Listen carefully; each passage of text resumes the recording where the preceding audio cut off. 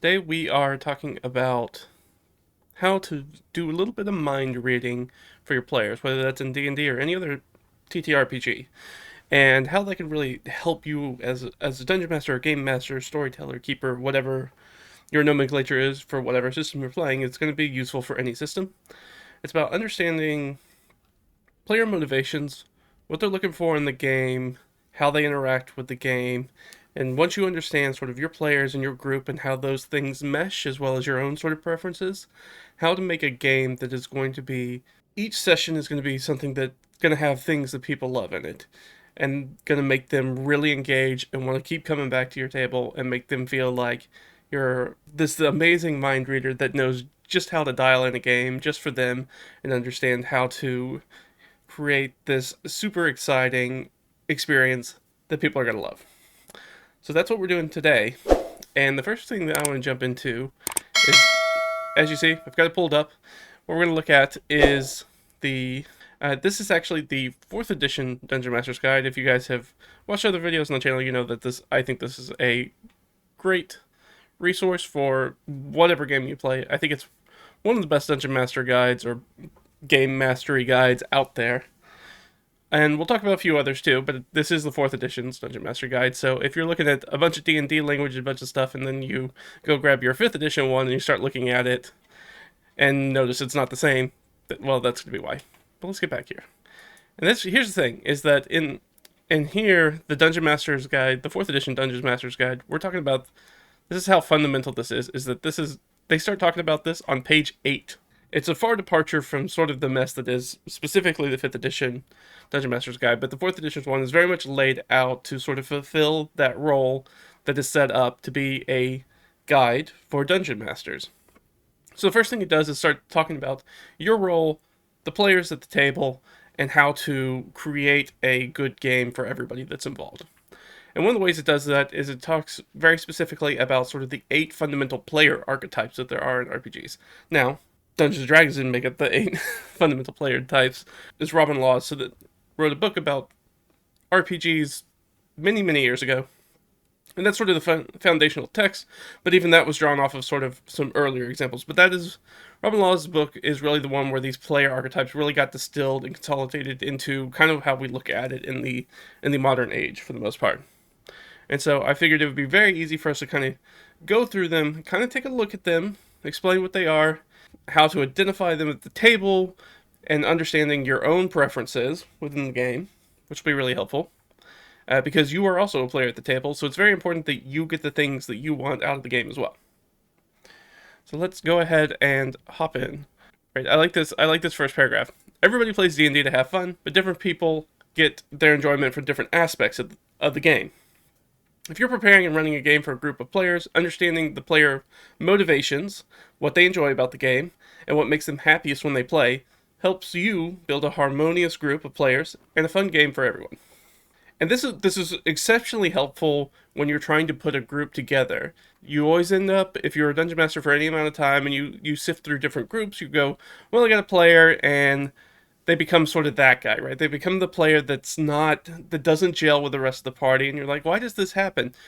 This is usually one of the reasons right here, is the player archetypes, is that they're trying to engage with the game in a different way than the rest of the group is. So if you just put together a mash of D&D players, whether that's off looking for game Reddit or something of that nature, you're going to get a scatter shot of different types of players, and that can be really hard if everybody's motivation is different, to try to build a cohesive game without that everybody's going to get what they want out of it. So really you want to hone in on at least one relatively consistent one sort of motivation across all your group. Now, it doesn't mean, hey, if you want to play with, here's the first one. Well, let's just jump into the first one. So the first one's actor. So these are the people that sort of inhabit their characters. It's very sort of actor, right? What is my player's motivation? This is what my player would do. Those are the sort of people that we're talking about. Those are those sort of players. So if you have one of those players, but the rest of them are a bunch of murder hobos, then that becomes that player that's on the outside that you're like, they're not engaging with the rest of the group is over here. So you have 80% of the group who's running around, delving dungeons, killing monsters, taking loot, taking it back to town, selling it off just to go do it again, right? They're in that core game loop. That's their game. And maybe you love that game, maybe you don't. And then you have this one player who they want to talk to the characters in the dungeon. They want to determine maybe that specific player character has very specific personal goals that they're trying to achieve, and those are not goals that are delving dungeons and getting magical items and accruing wealth. So they're trying to engage with the game differently because they have a different motivation. They want this character to build relationships. They want them to become a very important sort of like courtesan or something like that. That like they want to engage with more of the social aspect of the game, and the rest of the group's like that's not the kind of game that we want to play. And so that person kind of gets crowded out, and they're sort of on the periphery of the game, and eventually either you ask that player to leave or that player leaves of their own accord because they show up to game session after game session not really getting what they're trying to put into the game. They have this motivation, that's what they're trying to inhabit into the game, and the game is not sort of supporting that personal fantasy of theirs. So it's not really giving them the type of game experience that they want. And so that's sort of where it kind of ends up. So this is why this is so fundamentally important, these fundamental player types, these 8 player types, about understanding who your players are, and yourself as a player. Like I said, it's very important since you're the one who's driving the game. If you're this, what if it's the exact opposite situation? Maybe you're the DM and you want to run these really cool social and political intrigue things. It's very Game of Thrones. It's a lot of talking. There's not a ton of action, and you have a bunch of dungeon delvers that are in your group, and you're trying to get them to engage with things, and you see those posts on Reddits and Ian World and everywhere else where it's like, oh, the players just aren't engaging with the game. Why don't they enjoy my world building? They never talk to NPCs. They don't do all these things that I want them to do. And it's because that's a lot of times it's because that's not the game that they want to play. It's not wrong. Neither of you are wrong. You try to bring in players who don't want to play the same type of game that you want to run. And so you need to start looking for players who do want to play in that kind of game. The sort of players who are okay going 1, 2, 3 plus sessions where you guys don't have any combat. You might not even roll that many dice. Where it's more about talking and planning and discussing things and back and forth and having intra-party conversations about their experiences and their emotions and their goals and their dreams and their pressures and all those things. As an actor character, they're going to love that. Those actor characters live that world. They breathe that air. But if you have a bunch of monster slayers, they get real bored really easily because they haven't rolled dice in 2 sessions. They haven't sniffed a goblin in a month of gameplay. They're just not interested in that. And so that's why these player motivations are so important, to try to get you to a place where you understand what each of your players around the table wants out of the game, and then you're able to facilitate that fun for them. A game experience that is curated so that everybody around the table gets to have their fun, ideally in most of every session, but depending on the group dynamics, but at least gets to have some of their fun in most sessions. Sure, right, every once in a while there may be that slayer, the person who's such a hardcore slayer, they don't want to do anything but roll dice and kill monsters and kick down doors and get loot. Every once in a while you might run a session where there's not a fight in it. And, you know, they're going to be kind of at the end of that session. As long as that's a rarity, they can kind of get over it. Which, if they ever come to you and they kind of talk about, well, you know, I'm getting frustrated because we haven't had any combats, and it's like, all right, well, this other player really wants to build this actor character wants to build their sort of social aspect. They want to talk about a lot of these things. So when we're doing those dungeon delves, they don't really get to engage with that. So it's a tit for tat. We have to balance those scales to make sure that everybody gets sort of what they want out of this game. But yes, and then you tell them, yes, I will find a way to get some action for you, and hopefully this next session, right, we're gonna find a way to get you some action to, you know, pump up the blood pressure and adrenaline a little bit. So very straightforward. So let's just go ahead and hop into the player archetypes as they are, and we'll learn a little bit more about them. If you've already seen these, this is going to be a little bit old hat for you, but hopefully we're going to talk a little bit more about them in depth than what's here. the D&D 4th edition Dungeon Master's Guide does a good job of introducing a lot of these sort of foundational concepts for running really good games. It's overall one of my favorite sort of Dungeon Master texts, I guess. And so we're going to dive into that a little bit differently, but this is sort of a very sort of introductory level thing. So we don't talk about these each one. Each one of these gets like maybe a column of text. It's not even that. It's not very much. So it is very much an introduction. So we'll go a little bit more into depth about them. Yeah, absolutely. Setting expectations is absolutely useful for everybody. The communication is the top tier skill for any dungeon master, to make sure that you talk with your players and and that everybody's on the same page about what's going on and what we're going to do as far as this collaborative game goes. So the first one, as we said, is the actor.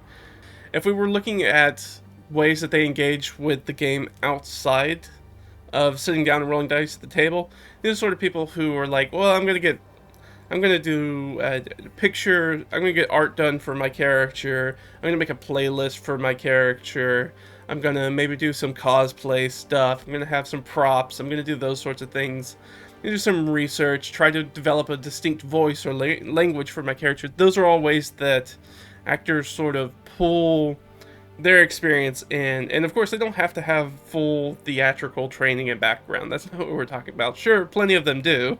Those are the sort of people that sort of trend in that way. I know plenty of people that I've played with who I would consider primarily actor characters that don't have any sort of very specific arts or theatrical training background at all.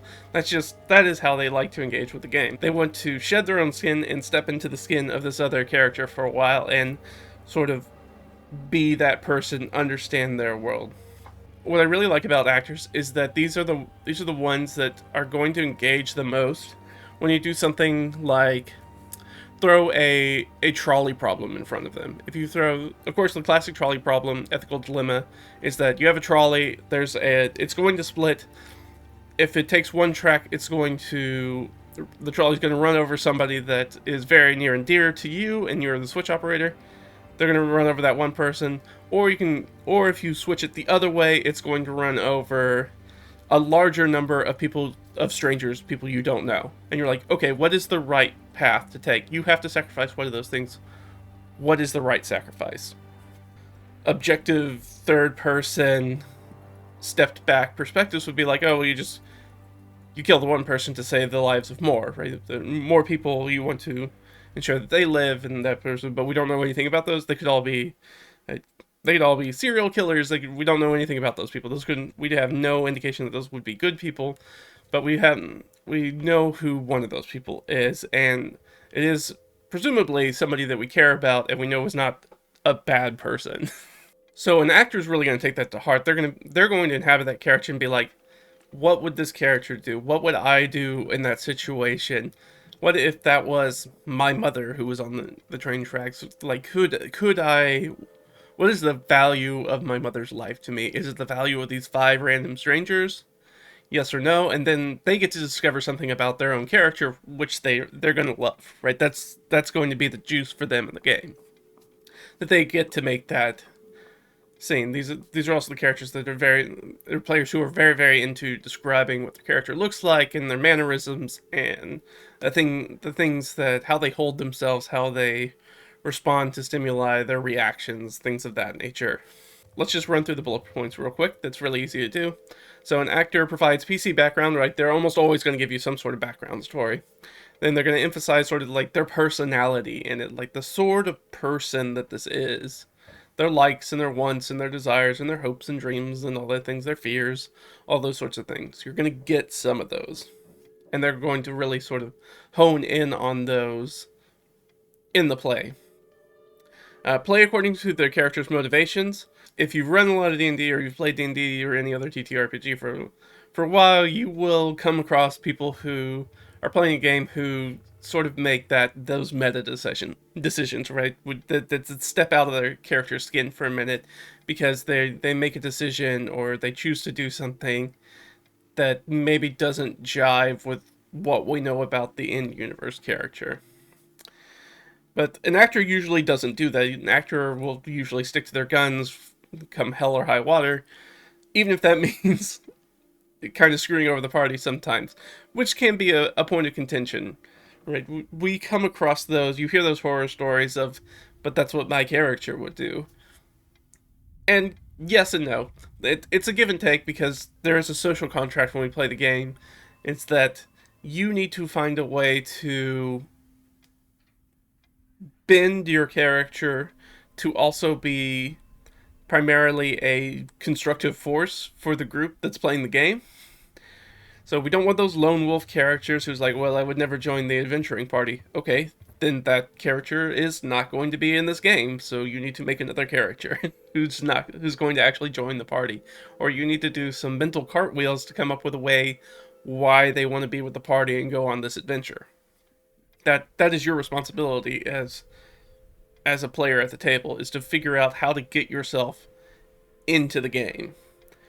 Between you and the DM's going to give you prompts, going to give you as many sort of steps to climb to get into the game as they can. They're going to try to hold the door open for you, but at the end of the day, you have to be, as a player, you have to have your character kind of step across the threshold and buy into the game. And if they don't do that, then you have to make a new character.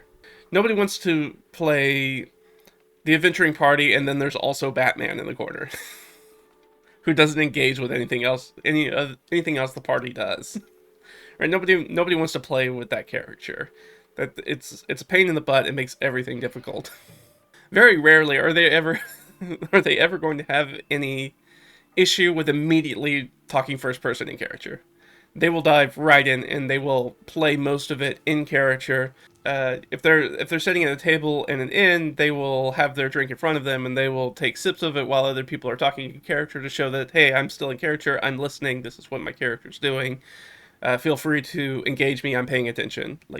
Feel free to give me an in to the scene. If you want me to be in the scene, go grab me. Actors are also really great because they will invite other people into their scenes, which is a very, very useful thing to have to kind of pull some role play out of people who maybe don't do it a ton or don't feel connected with the party as much.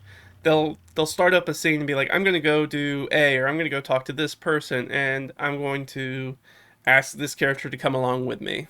Or engage them and ask them something about their backstory, or ask for their input on some decision I'm trying to make, or to help me do something. They're really, really great at sort of engaging other people around the table because at the worst, when actors are sometimes at their worst, it's when they step off to stage right and start monologuing by themselves. And now we're just a bunch of people sitting around a table watching you play with yourself. And, well, that's not fun. And depending on what you're doing, it could be really boring. It could also be really weird. Like, we're sort of a captive audience, so we don't really want to do that. And, of course, as Dungeon Master, one of the things that we try to do is be like, okay, you can have a few lines of your monologue where you're off doing something, and then we kind of brush that off the stage, right? We do a fade, as far as editing is concerned. We fade away and we move to another scene. We're like, yes, you have set up the scene, this is what you're going to do, we're moving on. Because nobody else is in the scene. With an actor, it can be very weird. They can be like, oh, I'm going to go on a shopping trip. It's like, all right, you talk to this first merchant for a little bit so I understand sort of what you're looking for as a dungeon master, what you're trying to buy, something like that. And then I'll be like, okay, you continue your shopping trip. And then I move the scenes on to focus on the rest of the people at the table because they're also doing stuff during this time. And you're doing a shopping trip. It's not to yuck your fun, it's to make sure that nobody else wants to sit while you and I role play back and forth, you talking to a clerk at a store about something for 20 minutes. So that's it. So not letting them sort of steal the limelight from everybody else that's sort of around the table is one of the key things that you want to do. So they often prefer social encounters to fights. We kind of talked about that already. Fighting engages with a part of the game that most actors are not super interested in. They want to play their character. They don't want to play a lot of the dice rolling game. Because 60 to 70% of D&D's rules are very, very, and character abilities and all of that are very combat focused. So if you have a group of people who are not as interested in the combat aspect of the game, you can look for other games that either have less structure in general, which actors tend to prefer, where they can just sort of act and engage with the world that way, or you look for a game that has a lot more sort of rules that are more specific for social interactions and doing things, have a lot more social mechanics, so they can, and so you can have these people who are like, oh well, I'm gonna optimize my characters so they're really good at talking with people or persuading people, and then I get an opportunity to have the that ludo narrative resonance, that those things are gonna line up. We're gonna be like, oh, I can come up here and I can talk the talk, and then when I get to make those rolls, I have all these bonuses, and I'm so good at talking to people and persuading them. And now the roles make sense. Whereas something like D&D, of course, you can play a bard, and a bard can knock most social encounters out of the park fairly easily. So it's nice to have more options with social things, so different actors can specify, can really get specific about different aspects of social interactions, about how they deal with it and what they're good and not so good at. I would say things like World of Darkness have a lot more sort of social mechanics. You have multiple social ability scores and social skills that you can use. So there's a lot more. There's much wider lattice that you can of rules that you can sort of frame social characters on compared to something like D&D, where you have basically one ability score, two if you want to count sort of insight and perception, and so you want wisdom as well to be able to sort of read people, and then the other 60, other 2/3 part of the game is not super engaging for you. So yeah, engaging the actors. So if you want to make sure that they get their fun, you facilitate their PC's personality and background development. Yeah, give them scenes where their personality can shine, where they can walk the walk and talk the talk, and they can do those things. And when they come up with some weird ideas that usually they're really mundane or sort of like tangent sort of things, to be able to sort of support some of that play, let them have their fun, and have people have NPCs and things like that react to their personality in a way that is engaging for them, and feels like they matter in the world. Provide role playing encounters. We just talked about that. Emphasize character personality at times. Yeah, these are all kind of the same. Recruiting them to help create narrative campaign developments. That is also good. That's a good one. If you are the sort of dungeon master who wants more collaborative world building, talk with your actor, use their backstory, bring in those elements. Have those, if they write half a dozen NPCs into their background, try to make sure at least some of those kind of show up in the course of the campaign. They can be quest givers, they can be hostages in dungeons, they can be ways to get your party from one area of the world to another. If they just send a letter to that character and be like, "Hey, I've moved to this city. Why don't you come visit me? I'll host you for a few days, and we can catch up and do those sorts of things." And you're like, "Oh, well, this is a great way to move from this area of the campaign world to a different area of the campaign world and run different types of adventures." So if you've been doing that very sort of prototypical European fantasy where it's mostly woods and castles and stuff like that, and then you have this character send the party's actor a letter, and then they're like, "Oh, well, we'll go for that," and maybe it's got more Mediterranean feel. Maybe it's a big, you want to run a big sort of like urban crawl adventure. Maybe this is most of the characters' first times visiting like a big city, like a Rome sort of city, and now they get all these cool things to engage with.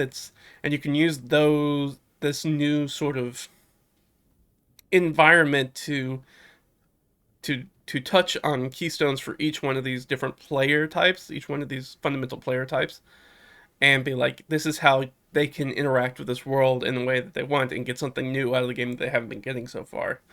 And that's a very easy way to do that as a dungeon master, is to be like, hey, here's a new environment.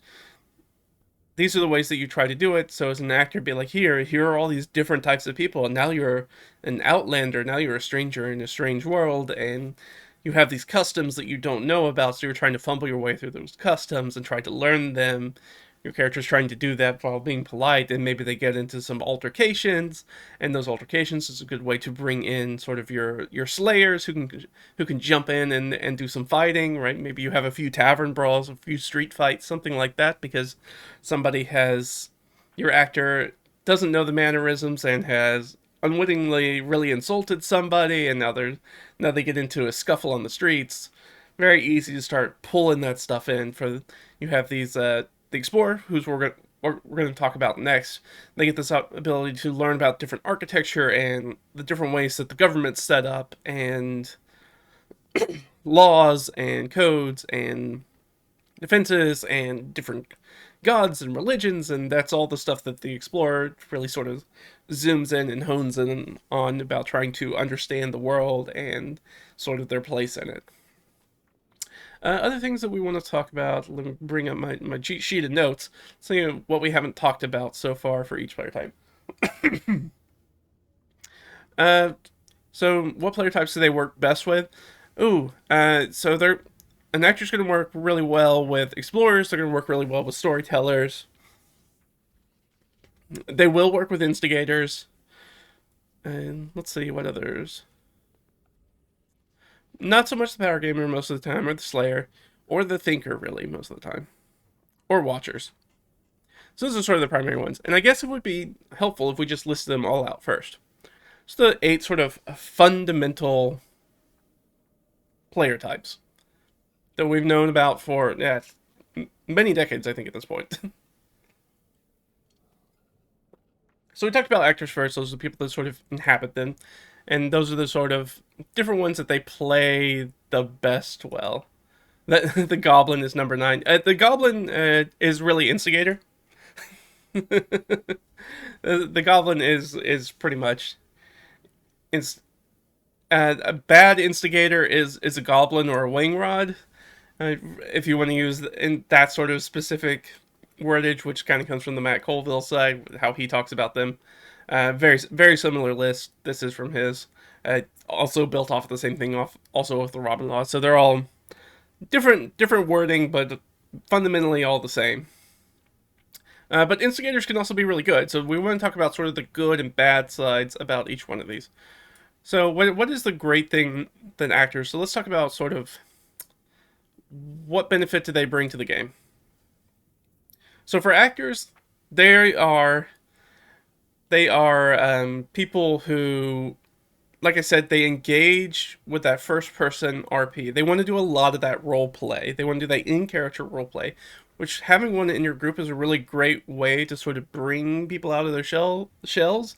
Like I said, the actor is really good at inviting people in their scenes or trying to also get attached in other scenes, in other people's scenes. When somebody's like, oh, I need to go visit the blacksmith because I want to get a new sword or something like that. The actor's going to be like, hey, can I go with you? Be like, I guess. It's just a shopping trip, but sure. And for them, they were thinking this was going to be a completely off-screen thing. They're like, all right, I'm going to pay this guy 10 gold. I'm going to get a new sword. That'll be it. And then I'll come back to the group. And now it's going to be a scene because now there's 2 different characters in it, and now you have this person. They're learning more about the blacksmith. Maybe they get just a shopping trip, exactly. And now it becomes this talking, and maybe they can pick up some lore, some things like that. When they engage with the blacksmith, they can learn something like that. They can get some sort of side quest, some sort of personal quest. Maybe they can get some information about, like, as I said, if they're moving to a new location, they can get some information about what's going on in the place. They can. It's a good opportunity anytime players do things like that and their characters do that. Is a good way for you as a dungeon master to in-universe, like in character, give them these little breadcrumbs of clues or kind of point them in the right direction that you want to go. We all come with that sometimes with dungeon masters, especially newer players who are newer to the game in newer editions, who sometimes need a little bit more guidance about. They need a little bit more compass about where they should be going and what they should be doing to your prep, and that's a good way to be like, oh, well, the blacksmith can tell you about sort of what's been going on in town. They can give you sort of the rundown of the current events, and that can kind of point them towards, go here. If you're looking for jobs, I think that this person has been running around town trying to find people to clear out rats in their basement or whatever, depending on what level they are. It kind of depends on the kind of work that you can get out of them. But at the end of the day, you also have to remember that it's just a blacksmith. They're not gonna know a lot of sort of like high political intrigue at court or anything like that. So they can't be like that unless it's a really. It could be a really common rumor. Like it may be sort of one of those open rumors, open secrets where it's like, oh well, the Duchess has been seen with some sort of Casanova style lover behind her, behind the Duke's back, and that's just sort of an open secret. Everybody just kind of knows that, but we're not really supposed to know it, kind of thing. But it's so flagrant that everybody knows it. But then you start to investigate, and you're like, oh, this isn't a lover thing. Maybe that Casanova style is her brother or something like that. And you can spin that off into all sorts of different sort of plots or side stories or however you want to drive them towards what's going on here, so they can help them find the adventure in the game.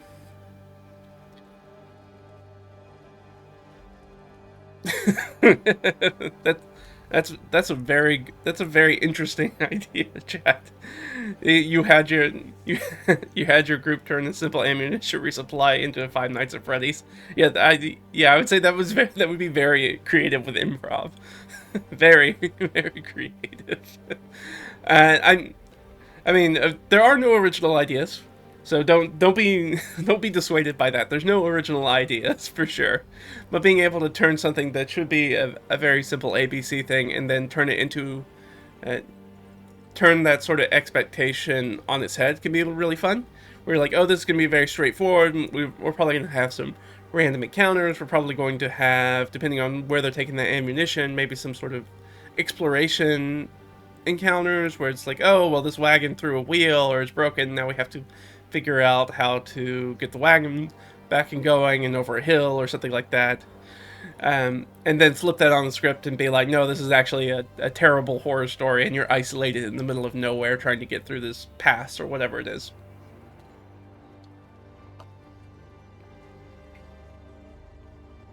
You have a pretty passive table. Do you think it's a good idea to turn a passive player into a more active one? I don't think you can do that. It depends on why your player might be passive. Why your player and or players might be passive.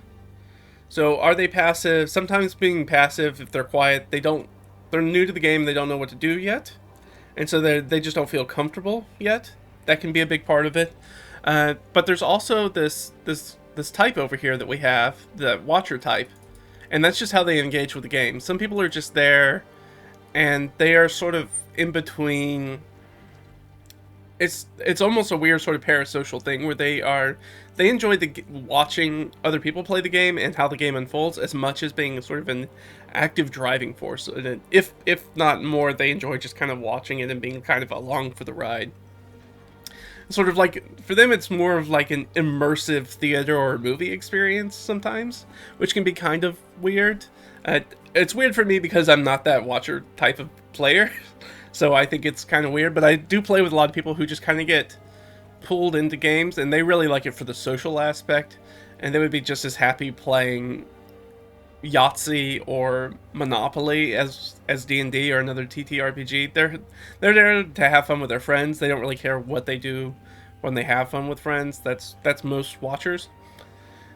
So I think it's hard to pull. You can't pull somebody kicking and screaming into being an active player, because that will tend to build resentment, and they'll probably not going to do what you want them to do, and you may make them uncomfortable enough that they decide to leave the table, which is not what you want either, assuming that you want to keep playing with this person, which I assume. So I think all you can do is really sort of invite them.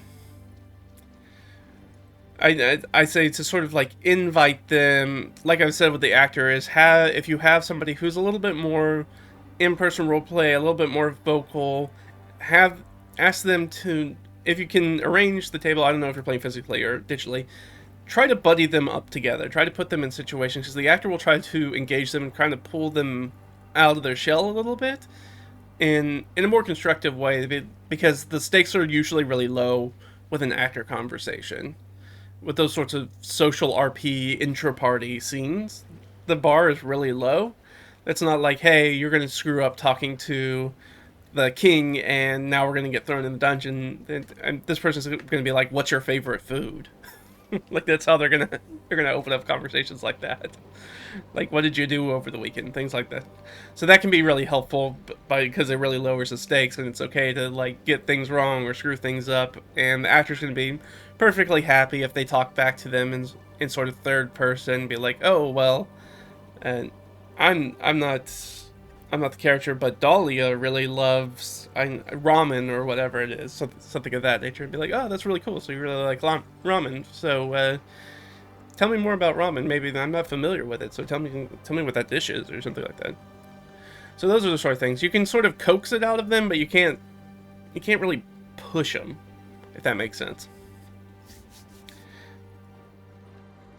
Giving them the option to perform a dark ritual as a personal side quest. Yeah, no, those are all really good. Yeah, give them the idea to have some personal stakes in the game. That's always really good. Um, and to have NPCs that ask them about their characters when they might not have asked themselves when making them. Yeah, I try to do that. I do that as a player and as a DM. Like, tell me about your character. What about if they're in this situation? What do they do with that? Very trolley. Like, we talked about the trolley problem earlier, but kind of similar to that. Those kind of vibes.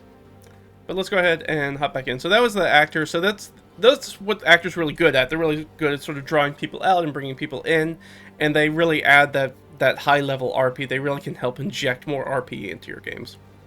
But that also has sort of the opposite side effect too. We talked about sort of limelighting, where they can sort of steal spotlight away from other characters. Then we can have that situation, like I said, where you have the actor that gloms onto somebody who's not really into RP, and they go to see that blacksmith, and then the actor takes over that scene, and they're like, that's not why you should be in that scene. That's not what you're doing. So, especially if you have a more passive player on the other side who's kind of um, they have some trepidation or some apprehension about sort of engaging with it, or they feel a little silly about talking about in first person, that sort of thing, or they don't maybe have a good idea of exactly. They have the numbers on the sheet, so they understand that aspect of who the character is, but they don't really know who the character is as far as sort of like a personality and sort of like their wants and desires and their fears and their needs, and they haven't figured out how to bridge that difference. So the actor can run in and absolutely steal light, and like we said, they could run off on their own scene and go in monologue. And so you do have to keep, depending on your actors and how sort of socially group aware they are, you might have to rein them in a little bit and be like that. And the easiest way to do with that is that when I think about myself as a dungeon master, oftentimes I think about it as being the camera in sort of like a cinematic sense. And it's like, if I feel like if the camera is spending too much time focused on the actor, it's my power as a DM to just move the camera and be like, oh, that's great. You keep doing that. What are you guys doing? And then I turn the focus to somebody else to understand what they're doing. And then once everybody's had turns and I feel like everybody's gotten their moment to kind of do their things, then I can move back to the actor and see if they have the same zeal. Usually at that point, be like, okay, you guys swing back over to the actor. Okay, you went and talked to the haberdasher about a new hat, and you've been doing that for about 50 minutes. You've been doing some try-ons. What sort of hat did you settle on for your characters? So kind of be like, hey, we're bringing this to an end right now. So tell me exactly what you bought, and I'll tell you how much it is. Oh yeah. Oh, you're an actor. Yeah, being actors are fun. I like all of these player archetypes. I don't think there's a best one. I don't think there is a least best one. It's of course I have some preferences, as anybody does, right? Everybody's got preferences, but I don't think there's anyone that is naturally a better D&D player or RPG player than anybody else. I think that these are all really, really great, and if you have the right group mix, your games are going to look way different from another group's games, but you'll all have fun and love coming to the table and playing it and have a great time doing it. And that's sort of the nature of a game, right? That's why we come together to play any game, but especially an RPG, is that we all kind of show up and we all have fun doing things together, and we have those memorable moments and those things that will carry on for years and years. Remember, and we'll be like, "Yeah, you remember the time that we went to the stupid blacksmith, and you tried to bluff them that you knew how to use smithing, and you got in there and you burned the crap out of your hand, and then you weren't able to use your two-handed weapon for for like 2 weeks in game." That sort of thing.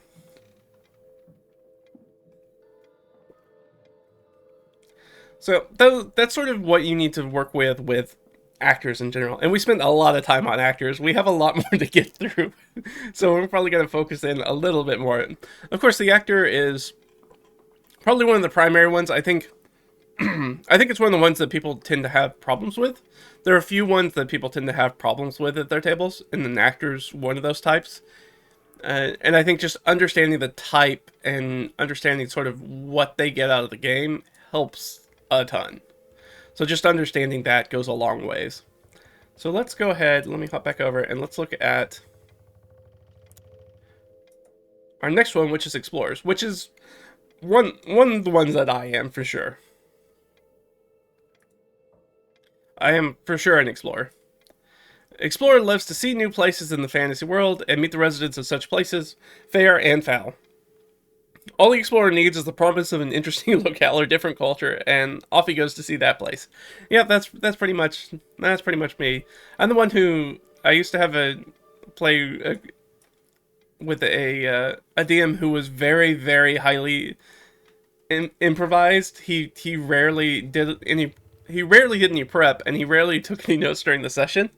And so I would bring up something that we had done in the last session or like 5 sessions back, and he'd be like, I don't know what you're talking about. I was like, oh, but you told us that there was this tomb over here that we think, because we found that star chart in the other dungeon, and we think it should go to something, so I'd like to go check that out. And they'd be like, I don't remember this at all. But of course, he was an improvised DM, so he's like, but I'm definitely going, but that definitely exists, and once we're finished with what we're doing here, you can absolutely go check that out. He just needs to think about it a little bit. And that sort of thing. So the explorer wants to experience the wonders the game world has to offer, wants to know that there's more out there to find, presses for details, proper names of characters and places, descriptions of the environment, some idea of what's over the next hill, interested in the adventure plot and his character's motivations. And yeah, the explorer is close kin to both the actor and the storyteller. We talked about which ones do they get are they work best with. Storyteller and actors for sure. The wonder of new discoveries is what is key to keeping the explorer happy. And they always want to be. The nice thing about the explorer is that they're the one probably player type outside of the game who is really going to. We talked about how the actors can do like cosplay or come up with mannerisms, that nice backstory, those sorts of things. The explorer is the person who's going to be that one player at the table who's actually going to go through your lore document, who's actually going to go through the world primer you sent out to everybody, and actually be like, oh, so this place is this, and this is this, and I know where the map is, and I know where we are on the map, and I know that this place should be about 2 weeks away. So if we make that journey, it'll be about this date when we get there. That's going to be in the early fall. So there's probably going to be some sort of harvest festival maybe that we can get involved with, that sort of thing. So those are explorer level characters, and I'm definitely one of those people. That's why I'm like, oh, I keep a calendar for what's going on in the world, and what season in it. I have a document that you can get on DriveThruRPG that's like, hey, here are the different chores that villagers are doing, rural sort of like agriculture villagers are doing throughout each week of the year. So you have an idea of when you guys are passing farmlands, you can be like, hey, they're actually doing this one thing. You can see them do that instead of just using the generic, they're working in the fields. Be like, oh, it's high summer. So you see a bunch of kids with rocks running through the fields, throwing them at crows, trying to keep birds away from the fields. Doing that sort of stuff. Now, that gets you as a real trap as a DM, right? You get world building syndrome real bad, so you have to be careful about it. But that is part of my fun, both from both sides of the table. I'm like, oh, what is this place? What did these people do? What is this fallen empire? Why did they fall? Who were they? That sort of thing. So they're really great. So this is definitely the person that you can, like, if you are the DM and you're looking for somebody to dump world building clues on, if it's world building clues that relate to sort of like the ongoing plot or maybe major structure or events that are kind of going on in the world or history of the world, that's the player you target with them. These are the sort of people who are like, I investigate each and every single room we go into, not necessarily because I'm looking for treasure, but I look at each different. Oh, you told me there was a mural on the wall. What is this mural about? Do I know these? Do I know the characters in this mural? Do I understand? Are these gods? Are these warring factions? What happened to those people? That sort of thing. And they ask a lot of questions. Explorers ask a lot of questions. That is their primary mode of play. Hey, what is this thing? Tell me about this thing, please. So that those are explorers in a nutshell. They're great to have.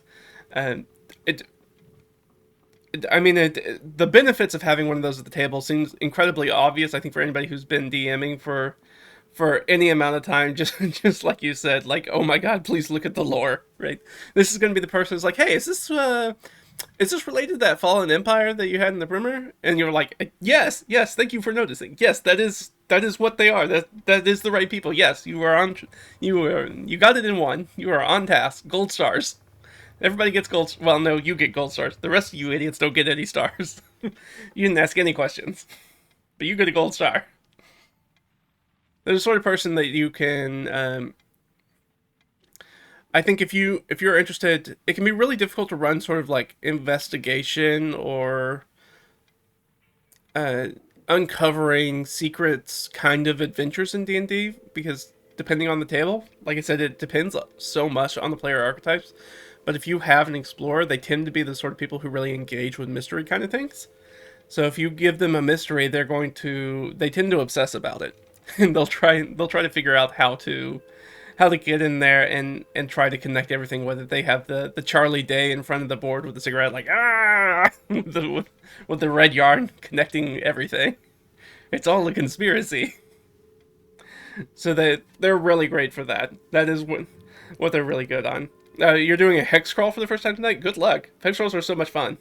And we had a couple of games canceled, so a friend of mine from the same group, we've been doing an online sort of solo GM-less hex crawl that's been a lot of fun. So I know you're gonna have fun with it. That they're so iterative as far as storytelling is going, and they're really fun.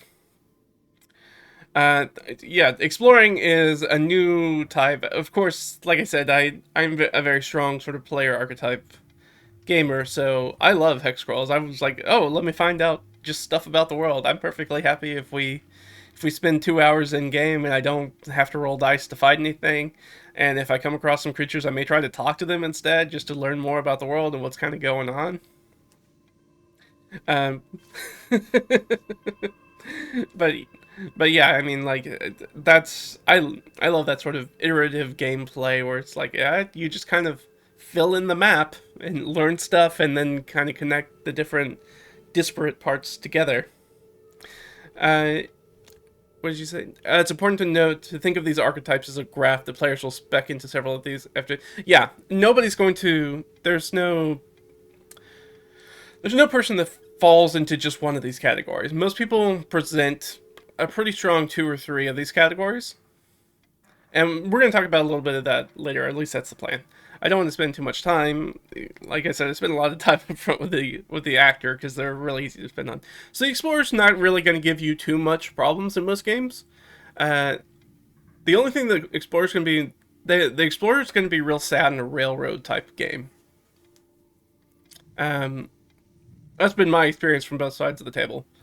Is that if they don't get the opportunity to discover a lot of things or kind of go out of their way or investigate what they want to investigate, they tend to get kind of sour at the table. I do too. I know. I'm bad about it too. I don't get to have my specific type of fun all the time.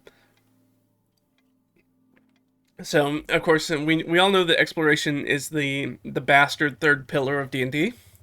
You have combat first and foremost. Social is I mean, combat is already like 50% of the game, and then you look at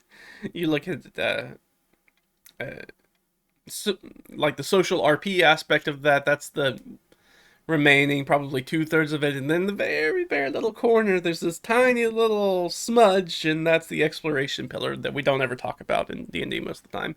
And we don't get a lot of rules for doing, other than, hey, there's traps. Cool. Cool.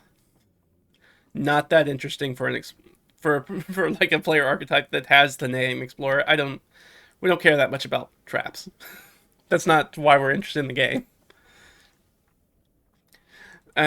So yeah, I mean, you want them to. They're gonna look for new experiences. The game setting. They like learning hidden facts and locating lost items and places. They enjoy the atmosphere, right? I enjoy sort of having that background music, having those dimmed lights to kind of have the experience feel a little bit more immersive. I think that's one of the reasons that I actually enjoy playing Theater of the Mind more than sort of like gridded map play most of the time, is because I feel like that gridded map play kind of pulls me in a different that tickles a different area of my brain than the Explorer. It kind of tickles that more tactician side that we're going to talk about towards the end.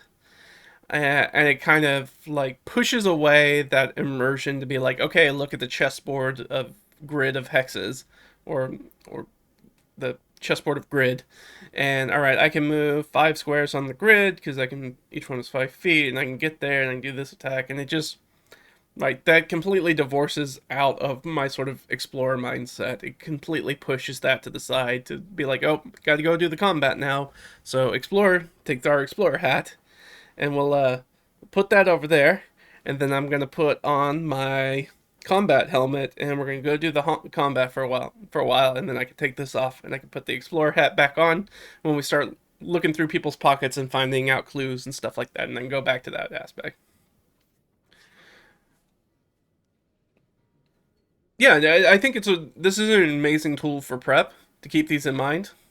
I like if you follow sort of sly flourish, lazy DMs sort of style, lazy GM, sorry, lazy GM style. One of the things that he does in at the top of his prep sheets is he has you sort of like list the characters out, which is really useful. I think it's just as useful to, in addition to knowing sort of like their race or ancestry and class and sort of their backgrounds and maybe their ability scores. I think the other thing that's useful to know is sort of those players' motivations, what part of the games they like to engage with. So that way you're making, when you're thinking about filling up your session with encounters, you're also thinking about, okay, well, most of my players are combat driven, so I probably want more combat than non-combat scenes because that tends to be what they engage with, but I do also want to make sure that there's something for that exploration, that explorer character player to find, and there's going to be something in the session for my actor to talk to. There's going to be some sort of creature that they can talk to, which is going to be clearly not a monster, because if I'm making a monster, the combat people will jump on it and kill it before the actor gets a chance to talk to it, unless your actor's a rogue. If your actor is a rogue character, that means they can go up and they can do a little Bilbo and Smaug sort of tete-a-tete, right? They can have that little conversation where, Smaug's like, I can smell you, I know you're here, that sort of thing. And they can have that interaction and come back and be like, hey guys, I don't know if you know, there's a big dragon in there.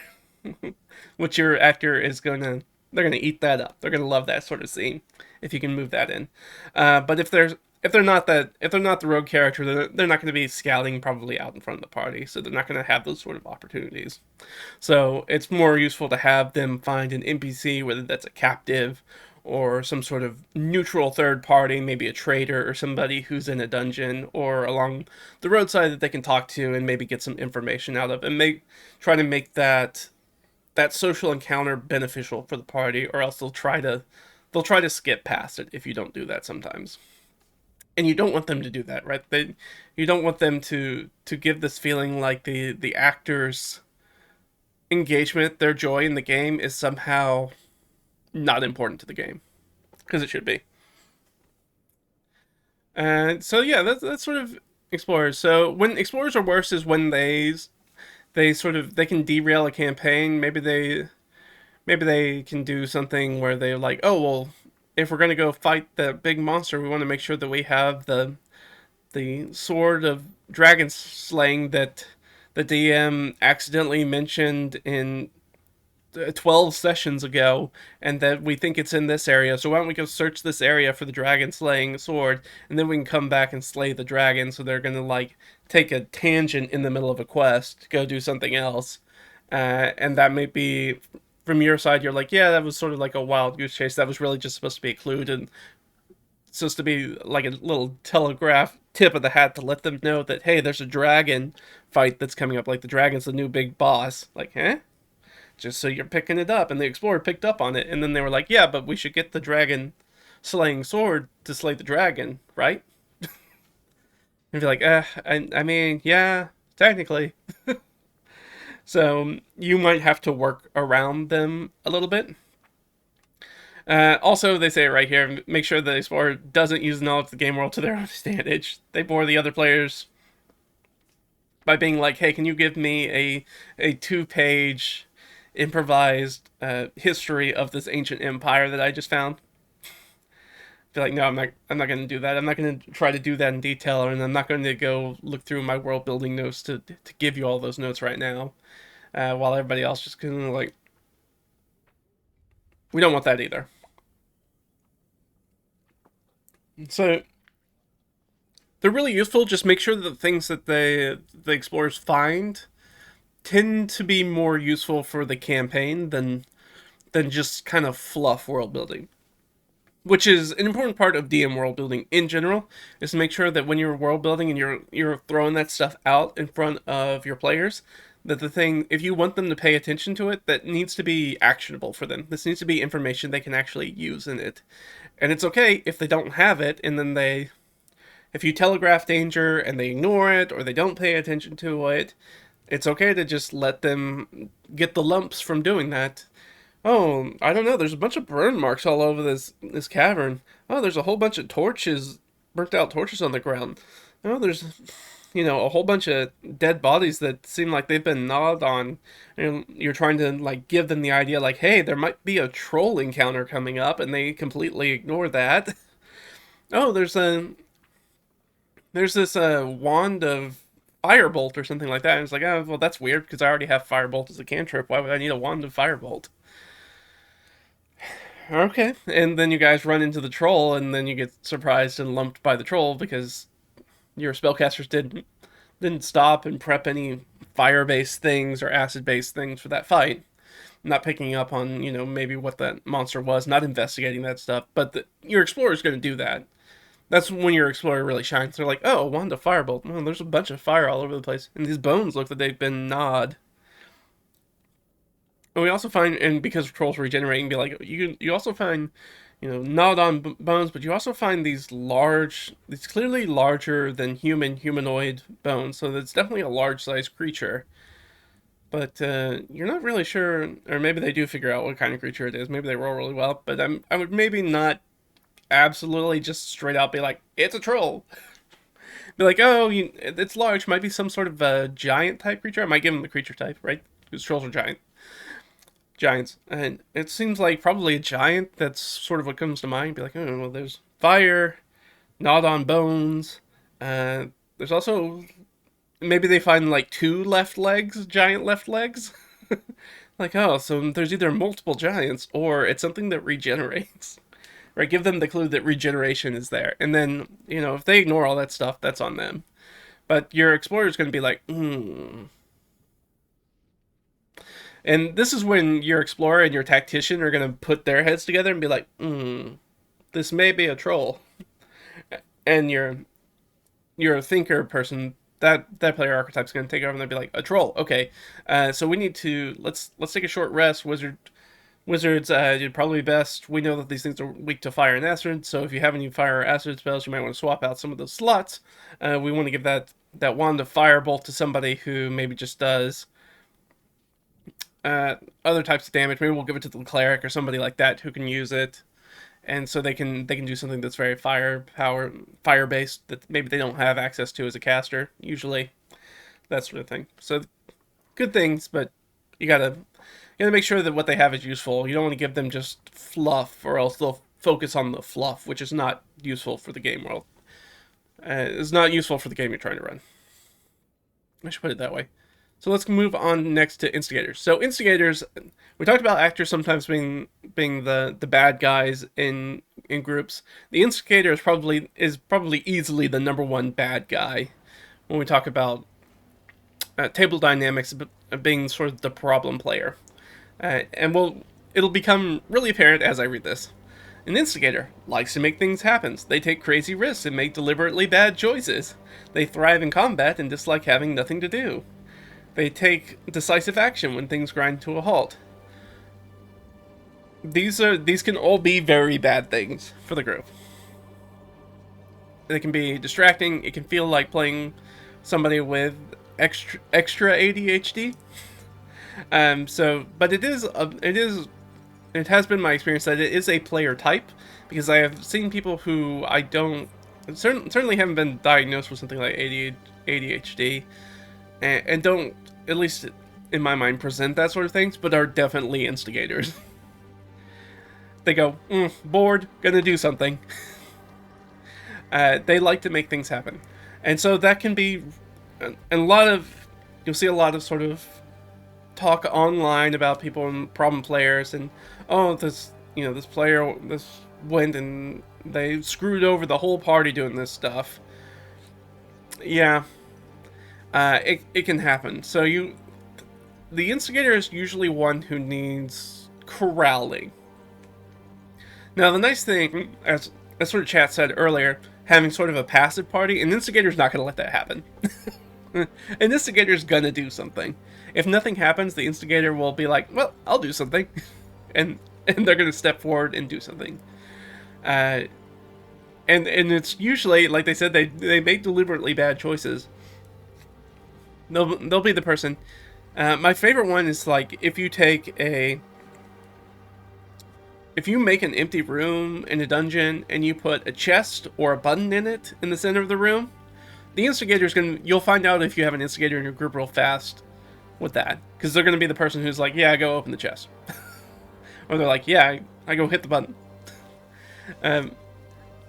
It is interesting with the game is that eventually, if you leave them with an empty room with a chest in it, eventually somebody's going to open that chest. That's just how we pretty much all players engage with the game. It's very few player groups where everybody's going to be like, actually, we're just going to leave that chest be. It seems weird. We don't like that. And we're going to move on. They might clear out the entire dungeon and come back to it, but they're probably going to open that chest at some point. But you'll find out if you have an instigator real fast, because they'll be like, oh yeah, go hit the button. But whoa, we don't know what that does. It doesn't matter. I hit the button. Okay, you hit the button. This is what happens. But they are the sort of people that they can create combats out of non-combats. They can... Otherwise, in combat, they're usually not that disruptive. But in non-combat stuff, like if you're doing exploration stuff, they can be the sort of person who's like, I go run down the hall, and they run into the traps, and they do all sorts of weird things. But these are great, and we'll talk about sort of their good sides too, but it's very easy to focus on their bad side, so I want to get that sort of out of the way first. There's also the sort of people who sometimes bring up PvP, that maybe you haven't discussed with your group, or hasn't really had any strong PvP. I've had that happen before. And you have to sort of like handle that on the fly, which is not great. So they do that sort of stuff. Engage the instigator by including objects encounters that invite experimentation. Yeah, they like to do that stuff. Letting their actions put the characters in a tight spot, but not kill them all. Yeah, so this is the sort of person is that if you dangle bait in front of them, they're going to take the bait. So if sometimes we talk about railroading, right, trying to get the players or characters to get to a very specific place, regardless of whatever actions they do. But if you have an instigator in your group and you really want, a very specific scene to happen or something like that, all you got to really do is dangle some bait out in front of the instigator, and the instigator's going to take it almost every single time. And then it doesn't look like you're railroading them. It looks like, hey, you threw the bait out there and they jumped on it like a worm on a hook, and just got right into it. It's super easy to do. But they can be really destructive or distracting with long social encounters, or they can disrupt the explorer who's trying to learn about stuff in the dungeon, trying to piece things together. The thinker who's trying to plan to do that sort of stuff. The instigator tends to get along really well with. Looking at our other types here, hold on, let me pull that up. They tend to get along really well with slayers. They tend to do pretty well with slayers because they're focused like slayers are, and they tend to get along pretty well with actors too. Power gamers, I feel like they can take or leave. Explorers can get frustrated with them, like we said, because they just make things happen while we're trying to do other stuff that's going on that's maybe a little bit slower, a little bit more in depth. They can screw over thinkers who like to plan about stuff. They can really throw a monkey wrench immediately into any sort of plan things. Storytellers, very similar. Storytellers kind of want the world to reveal itself to them and be a part of sort of being a part of sort of making that happen. And the instigator can kind of like derail that. But the watchers typically love them because it's entertaining, right? It's entertaining to watch the instigator be an instigator, to let them go full goblin mode on stuff. So they really love it. So I think. So let's talk about a little bit about engaging the instigator. So that includes objects and encounters that invite experiment. Oh, we already did that. Never mind. Be sure the instigator doesn't get the rest of the group killed or attack other PCs or their allies. Yeah, they can do PvP. They can instigate that, which you need to figure out when you're putting the group together whether that's a thing that you guys are interested in or not. So that when it pops up, you can have a response for that where you're like, okay, well, that is on the table, or no, that is not on the table. Or it's on the table with very specific rules that we're going to abide by. But it's very easy to talk about sort of like how instigators are bad, but we should also talk about how instigators are good for any gaming group.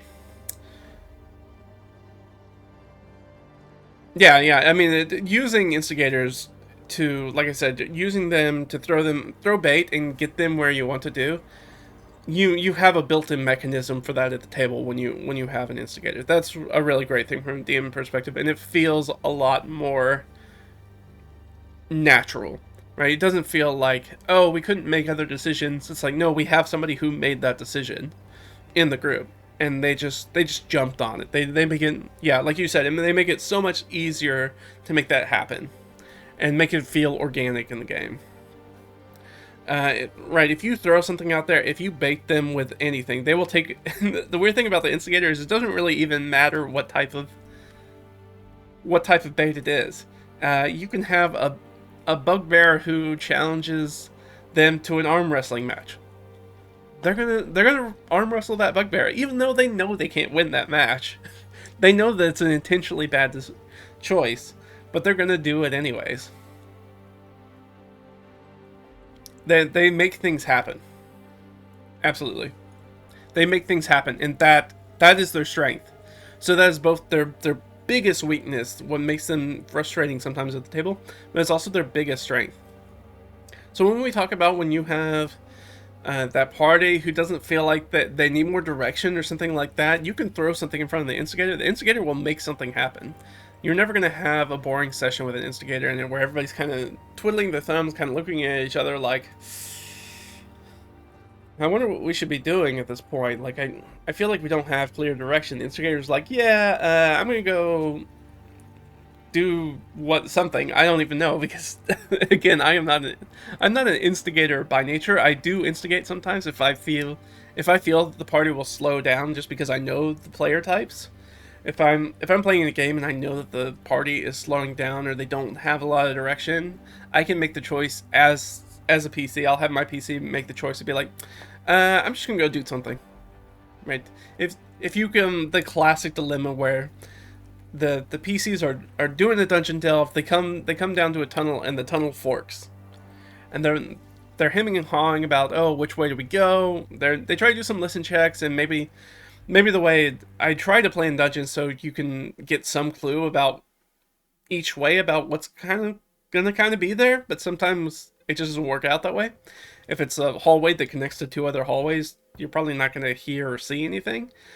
And they'll hem and haw with no information about which way do we go. Well, I don't know. We could go this way, but maybe we should go this way. And it's like, you guys don't have any information. It doesn't really matter at this point. You just need to choose one. If you have an instigator in the group, they'll just be like, yeah, I'd start heading off down the left hallway. Okie doke. And that's their strength. Is the the party will know, if you have an instigator in your gaming group, the party will never just sit. They will always make something happen. It might not be something good. In fact, it's usually not something good, but something will always be happening. But that can actually be a strength for the rest of the players in your party. It lets them know in a very sort of like social group kind of way is that, hey, if we don't make a decision, if we're not proactive about taking action, uh, our player, the guy that sits to my left, he's gonna make a choice, and it's probably not gonna be good for us. So I'm just going to go ahead and do something before he gets a chance. I'm gonna do whatever I think is the best course of action with the limited amount of information I have, and we're just gonna go from there before he jumps in and unintentionally screws us over and makes our situation worse. So they're really good. Like I said, one of the primary things that I focus on as a dungeon master is making sure that the party keeps their feet moving. Like they're always kind of making that forward progress. That's why I use the wandering monsters, those sorts of things. Like, if you guys just hang out, the danger's going to come to you if you don't go looking for it. The instigator, I don't have to worry about that. The instigator's going to take off in some direction, and because the instigator they are the sort of people they are, and that's how they engage with the game. They're like, they don't care if the rest of the party even is behind them. They'll just run off down the hallway. They don't care. They know it might get them killed. They're like, whatever. Doesn't matter. So that's where they're really good. So it's really easy to focus on how they can be bad and disruptive, but also how they can teach the rest of the group to be like, hey, just make a decision. It doesn't. If you don't have any information, then you can't really make an informed decision. So it doesn't matter. Just choose something. There's never going to be a point where they sit and they feel like they don't know where to go and do those sorts of things. Yeah, everyone follows. Well, hopefully everybody follows. You give him an unlocked vault with endless riches. Your instigator says, bet. Yeah. Yeah, every single time. Well, I can't see this. I can see no repercussions to my potential actions, so I'm going to go do that. I'm going to do my Scrooge McDuck dive into all the riches, and oh no, it's a treasure golem. It's just a golem made out of treasure. Oh, well, what are you going to do? Yeah, had an NPC they never met frozen in solid gold. Instigator's action. Push it into the void. Absolutely. Oh, well, cross the line through that NPC. Huge plot relevant NPC? Nope. We'll have to find out some other way for them to get that information. Maybe they left something behind for the explorer to find. Right? That's what. We'll leverage the explorer in our group and be like, oh, but don't worry, they had a satchel that had some notes on it. That's very video game design. If you're gonna have a NPC that can be killed, is like, all right, well, they got to have some sort of notes or something on them that will give you the same quest information or clues or secrets. Just in case, because you never know when your NPC is gonna chuck somebody into the void. When they can. Yeah. So instigators are fun, but they can be a headache for a DM. A DM and the party. So really, everybody at the table. If you guys don't really take what it needs to sort of pull them in. The druid. They were so close to dying, but the druid said, "Hold up." Yeah. The band-aid notes, absolutely band-aid notes. Whoop, that wasn't how that was supposed to go. Yeah, it can be, if it's not done well, it's a very Deus Ex. I do try to do that in the prep beforehand to be like, okay, how is the other way they're going to get this information? Because Gosh dang, do NPCs like to get killed or just not discovered? The players decide to not go that path and never discover them and never talk to them. Be like, all right, well they've got to find out this information somehow because they didn't find it out that way. All right, well that's our instigators. So let's jump into Power Gamer. A Power Gamer again is another one that can be you either love them or you hate them, kind of. I came into the hobby and I went through a very strong Power Gamer time in my life. I don't really consider myself too much of a power gamer anymore. I like to be efficient, but that's more of my thinker side than my power gamer side. I just leverage power gaming for that because I'm a terrible player. So power gamers thrive on gaining levels and love the cool abilities that come with those levels. They defeat monsters to take their stuff and use that stuff against future enemies. Well, that's me for sure. But that's also very. There's a lot of bleed over between power gamers and thinkers, depending on how they approach things. So power gamers, the story and role playing are secondary to action and awesome abilities and magic items. Right, they're there. When you're playing with power gamers want their D&D to feel like an action movie. They kick down doors and cut up monsters. That's sort of their primary game loop. That's what they want to do. They are the looter shooters of D&D games. Which can be a super fun beer and pretzels game to play in if you have people around the table who are all like that. They're like, yeah, whatever, we're good guys or whatever, but I'm going to go kill all these goblins and not feel bad about it. We're not going to do the thing where like, oh, do you feel bad about killing all these characters? No, I don't. We're in full put on the sunglasses. We're in Duke Nukem mode. That's just what we're going to do. We cool guys walking away from explosions, kind of playing a game. Most players have a little power gamer in them. Yep. A couple of the core elements of fun in D&D game are the accumulation of power and the use of that power to accomplish astonishing deeds. Nothing is wrong with enjoying that in the game. That is true. There are a lot of people that really harangue power gamers. They're like, I played with a lot of power gamers. I like them. They're fun. They're the people who get the most fun out of the combat. They make the combat fun. They're like, I'm going to do all this crazy stuff because I found how these cool different abilities all work together and chain together to make something cool happen. But you can go over the edge with that. That is certainly something we want to talk about. Power Gamer optimizes character attributes for combat performance, pores over supplements for better character options, spends less time on story and role-playing elements, prefers combat to other types of encounters. We engage the Power Gamer by stressing story elements, rewards such as quest XP, using a desired magic item as an adventure hook, facilitating access to new options and powers, including encounters that emphasize their PC's attributes. Yeah, very straightforward. Power! Power! Cousin never played this game before, instantly had a broken Hexblade build in his first thing. Yeah. Natural Power Gamer. Yeah. You let them use their strength for firearm attacks and call it the Rambo effect. Yeah. That's where I like something like Starfinder. Starfinder is really good because you get the heavy weapons, and the heavy weapons use strength as their primary instead of dex. And you pull up the big minigun and you just go ah, and that's what you do. And you get the big power armor on. You go full Fallout power Brotherhood of Steel on it. It's very cool to do that. Or TF2. Yeah, Team Fortress. Being the heavy. Exactly the same. So I came from power gaming, especially with 4th edition. 4th edition is real prime, and especially for people coming out of that 3rd edition. So 3rd and 4th edition have a lot of power gaming stuff in it. And you can see that being the echoes of that obviously in Pathfinder 1 and 2, for sure. So if you have those sort of people, those are the sort of games that tend to deal really well for that. So if you have multiple in your group, that's maybe the sort of, and you're the sort of DM who's going to be okay with doing that sort of, running that sort of game, because if you're the sort of person, if you're a power gamer who also wants to run games, then you're going to build broken bad guys for them to fight, so you guys can just throw, you can throw unstoppable forces against immovable objects and just watch the explosions. That's absolutely what you guys could do. And I've played in those games. They're tons of fun. And to me, and I think that's why I fell out of it, is that it gets kind of samey after a while.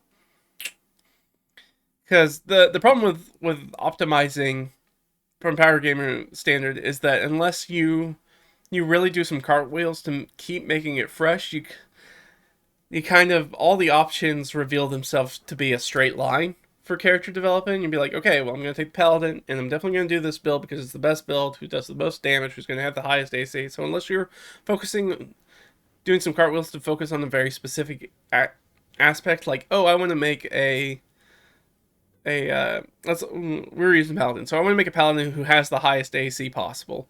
Okay, doing that instead of being like, I just want the best Paladin. If you say that I want to be the best X, that kind of becomes a straight line for character building, and that can be a problem. So, but it kind of depends on you. But a lot of power gamers keep it fresh because they want to do very specific builds that do when they're at their worst. Right, we call them one-trick ponies, and they're really good at doing one thing really well. And the problem is that if they can't do that one thing, then they don't feel really good about the game.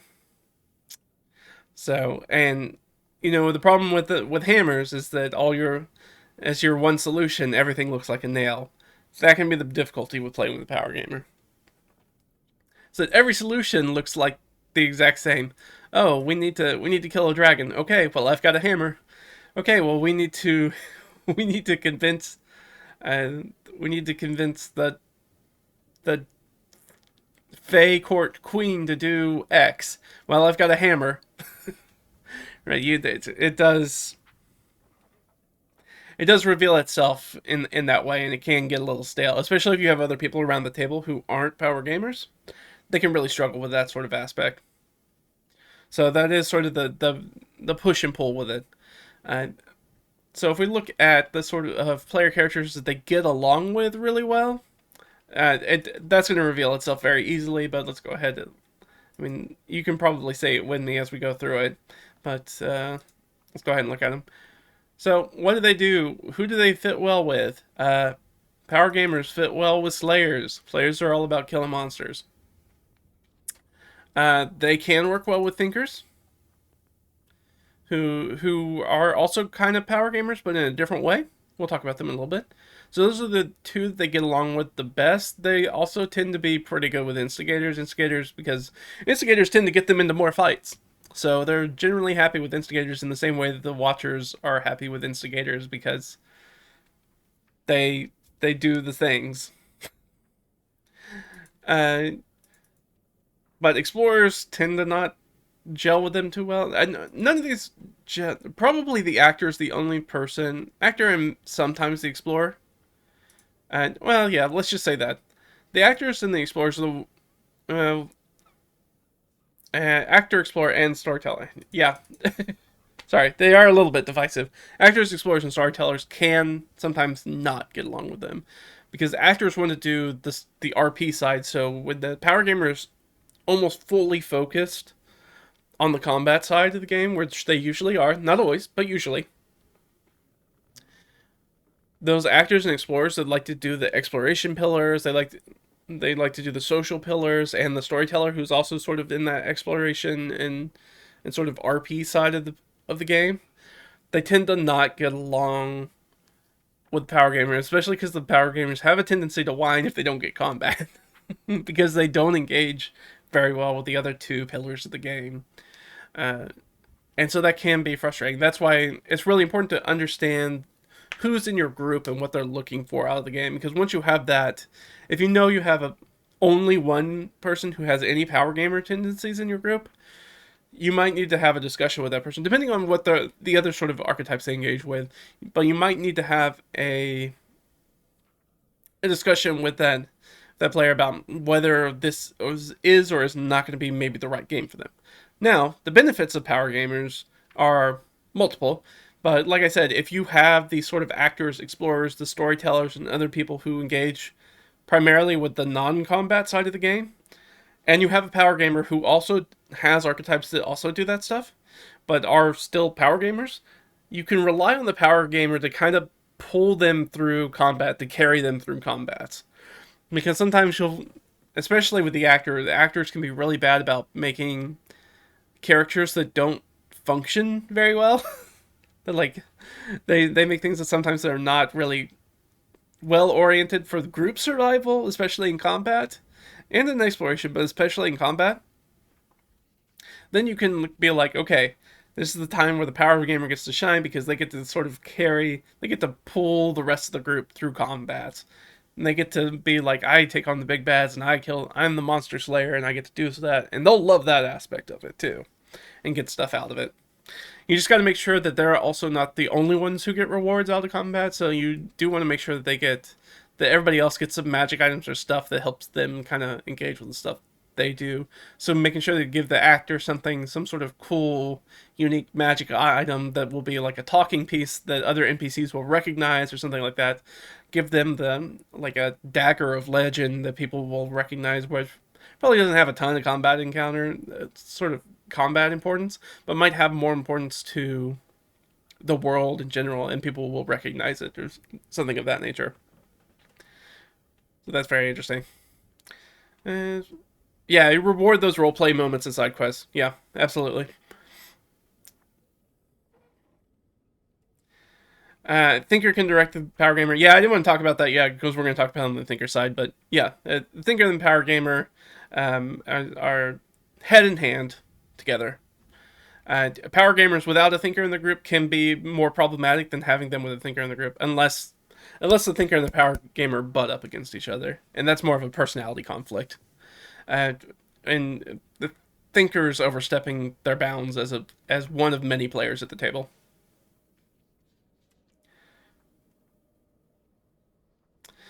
That's true. Combat is way more fleshed out. You are correct. Way more fleshed out than social encounter mechanics, which are basically non-existent.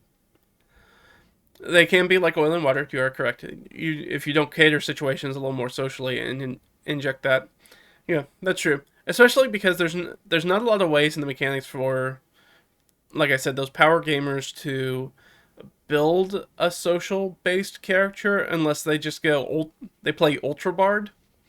But at the same time, when they make an Ultra Bard, they still don't want to RP that Bard. They just like, I want to roll my D20 with all my spells on and all my added feats and social benefits, so I have a plus 20 to this roll, and the DC's 15. There's no way I can fail this, and I'm gonna absolutely obliterate the social challenge. So, right. But also, you don't want to, when it's a type of pillar that, because it's loosey goosey and is a little bit more about what people say and how they say it and how they interact, more than specifically a die roll. It's hard. You also don't want to reduce social encounters down to just die rolls because that ends up making it runs into the same problem that we have with rangers in 5e specifically, where the way that they balance the ranger to show that they're good at stuff is by making them not have to roll for things. So they don't get to engage in the pillar of the game that they are built to engage with, that they're thematically built to engage with, and then they just don't have to engage with that part of the game. They just pass things, right? They don't get lost. They can always find food, those sorts of things. It's like, cool, but now, yeah, I'm so good at this that I don't actually even have to roll with it. I just do it. So now what do I do as my character? How do I show that I'm a cool ranger? I'd be like, oh yeah, I found some food. Oh yeah, no, we definitely didn't get lost. I definitely always know where we are. That sort of thing. So that's kind of, you can have that same thing when you reduce the social side of D&D or any other TTRPG down to just boil it all the way down to just die rolls. Your instigator was an eloquence bard with a minimum roll of 20 plus, made for difficult social encounter. Yeah, absolutely. It was a social power gamer. Yeah, they exist. I've played them. I've made them and run them. The problem is that the social encounters, unlike a combat where you're going to do rounds and rounds of it and everybody's doing it all together, social encounters tend to be like one person making one roll. So you need to, if you want to engage that in a more thematic way, you need to run it like a combat and be like, we're going to do an initiative order. You need to tell me what you're doing, what sort of roles you're going to do, and and try to be like, okay, you're going to make sure they can experiment, have that instigator sort of experimentation mindset, and be like, okay, you're going to bring up some history, some very specific history. So I'm going to let you do a history roll for this. That's absolutely valid. Oh, you want to use, I don't know, your wood carving tools. Oh, and you're gonna make some sort of you're gonna roll that into some sort of flattery about sort of like the construction of their throne and the materials it's made out of. Yeah, sure. Well, I'll allow that. Go ahead and make that roll. Something like that, and sort of run it. Yeah, start running it like a solo combat encounter. Okay, you are trying to persuade the queen for whatever you're trying to get. It's like, okay, everybody gets to go, everybody has to make rolls. And instead of damage, we're counting maybe successes and failures instead, so it's a little bit more like a skill challenge, but it's very free form and they can do whatever they want. And, you'd be like, I'm going to spend my time helping our power gamer bard. So when it comes to their turn, we're gonna figure out what we're gonna say together, and I'll be their sort of hype man. Be like, yeah, and this too, and that, and then he's gonna say the thing, and then that's gonna be yeah.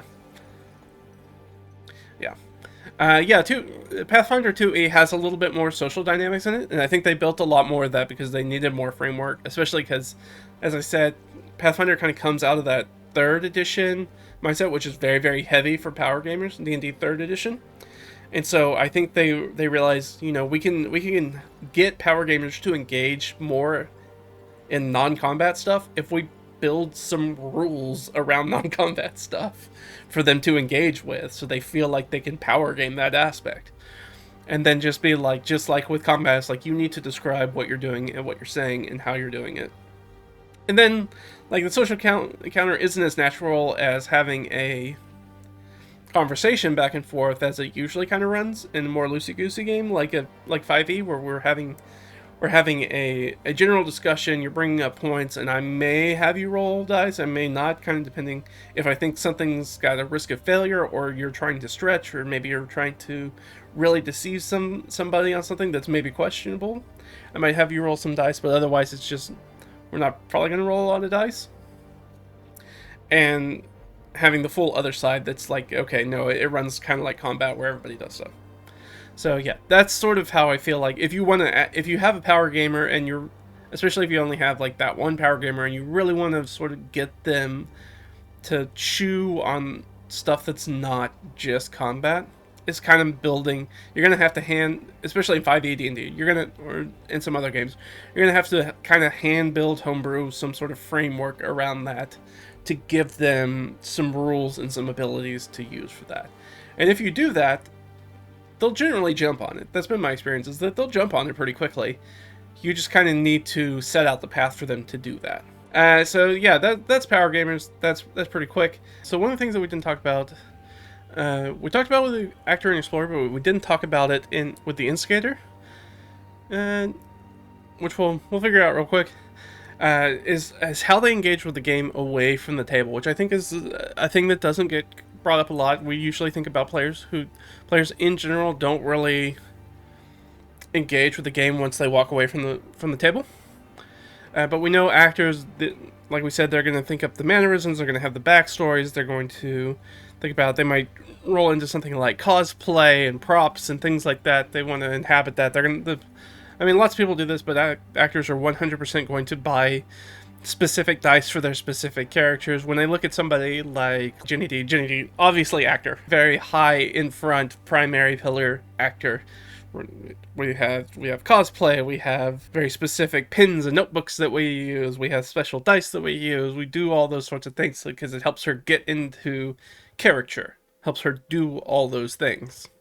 Absolutely. The explorer is going to go around. Your explorer is going to be the person who's going to read your primer. They're going to look at your world building notes. They're going to go back over their own notes. They'll probably share notes. They're going to be the person who's going to probably be taking notes most of the time.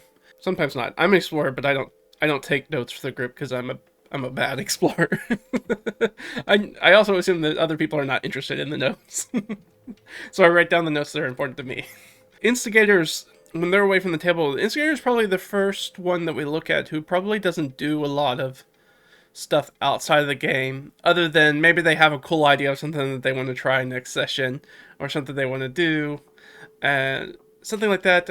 They can be a little bit more of a social butterfly. They'll probably talk with the actor. Actors tend, player types tend to be social butterflies too. So there'll be a lot of people who are good about sort of um, engaging the group outside of that, just kind of in a general sort of social club kind of, hey, really love this stuff, can't wait to play next time, that sort of thing. They'll be the sort of things. They'll also be the sort of people who are sharing memes and things like that in the group chat in between games and stuff like that.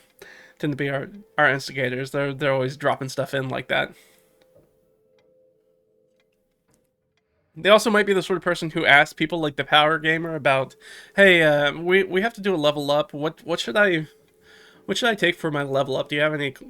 Can you help me with that or something like that? They're really good about reaching out for things like that. Whereas the actor and explorer generally have a direction for their character. The instigator doesn't necessarily do that, but they're really good about sort of recognizing and often engaging the other people who are in their group about what they're really good at. The power gamer, when they step away, they're always tweaking their character, right? They're like a gearhead for D&D characters. They're always under the hood, always building something. They're either working on this character or they're working on their 15 next characters that they want to play.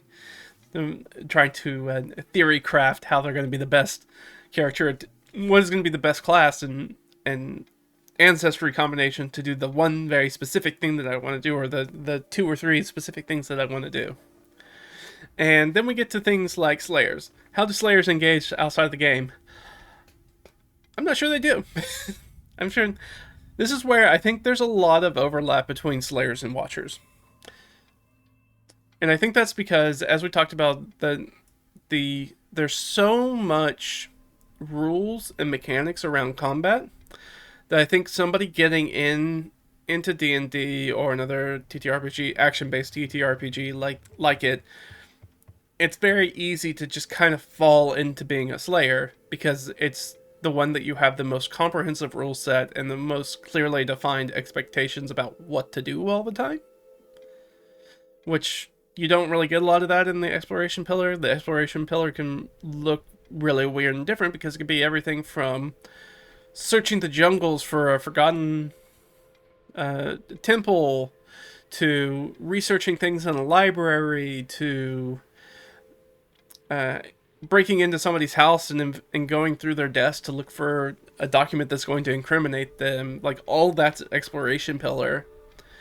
Trying to wind your way through the streets of a Byzantine city.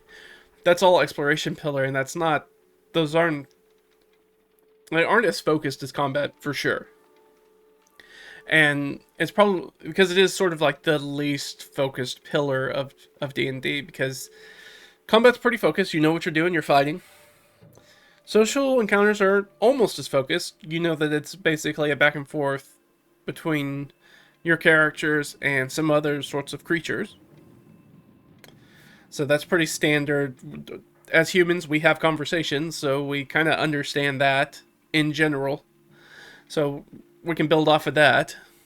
But exploration, like, you might not have climbed mountains. You might have never done spelunking or gone underground in caverns. You might not have ever been lost trying to travel by foot across a city, or been maybe watched a lot of sort of like pulp action detective kind of stuff. Maybe that's not sort of your entertainment. So exploration is very ephemeral about what it is, because it's kind of everything that's not talking to creatures and killing creatures.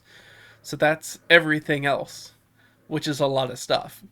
Everything from working a job to, delving ancient ruins to recover artifacts and understanding what those artifacts are.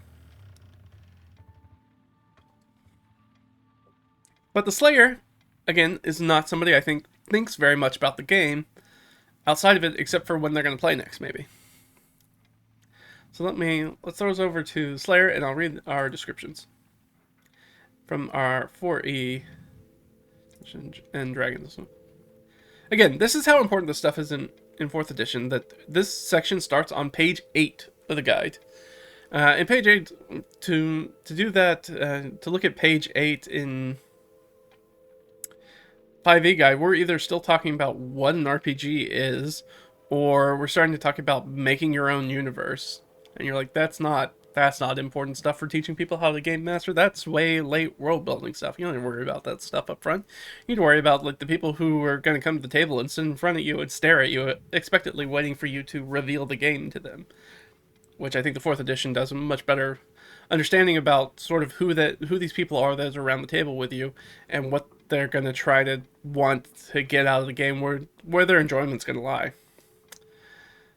Alright, so the Slayer. The Slayer is like the Power Gamer, but they're even easier to please. They emphasize kicking the tar out of monsters. Maybe they do so to let off a little steam in a safe way. They like the joy of feeling superior. Very power fantasy, very straightforward. Perhaps it's the pleasure of having the power to mete out punishment to villains. Right? This is all very standard power fantasy stuff. D&D combat is thrilling. Few other aspects of the game put a character in such apparent jeopardy. Being the bad guys is a clear success. Most players enjoy these D&D elements, but the Slayer seeks them foremost. Yeah, I think, again, like I said, I feel like, and this is my personal take, is that the Slayer and Watcher are very similar. I think that most people kind of come into the game, if it's not something they've been obsessively interested in before, like somebody's just kind of invited them to the game, they'll either kind of turn out to be either a Slayer or Watcher, probably in the first few sessions. If they understand the rules and how to do things, they're probably going to be a Slayer. Because it's the most gamey feeling part of the game. And if you're coming to people who are new to RPGs, but are familiar with something like board games and things like that, like they're gonna understand how to grok D&D combat pretty quickly, and what they need to do and how to do it and how much fun it is, and then the whole power fantasy aspect of it kind of takes off. And you engage the Slayer by springing an unexpected battle when the Slayer looks bored, making some battles simple and others more complex, vividly describing the havoc the Slayer wreaks with powers, recruiting them to track initiative during combat.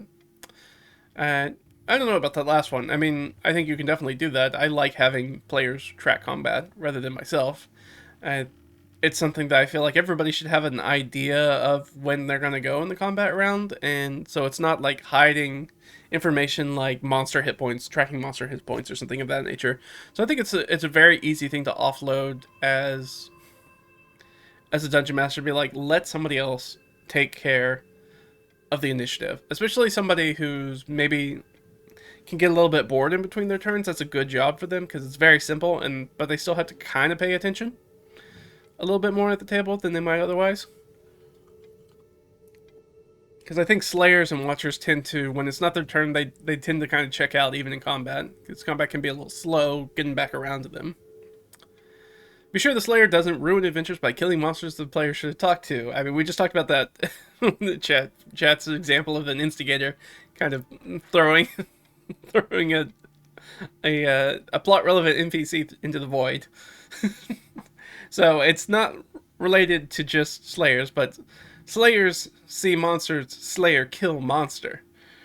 So if it's not clearly a humanoid character, they're probably going to try to kill it right out. They very rarely are going to try to talk to it.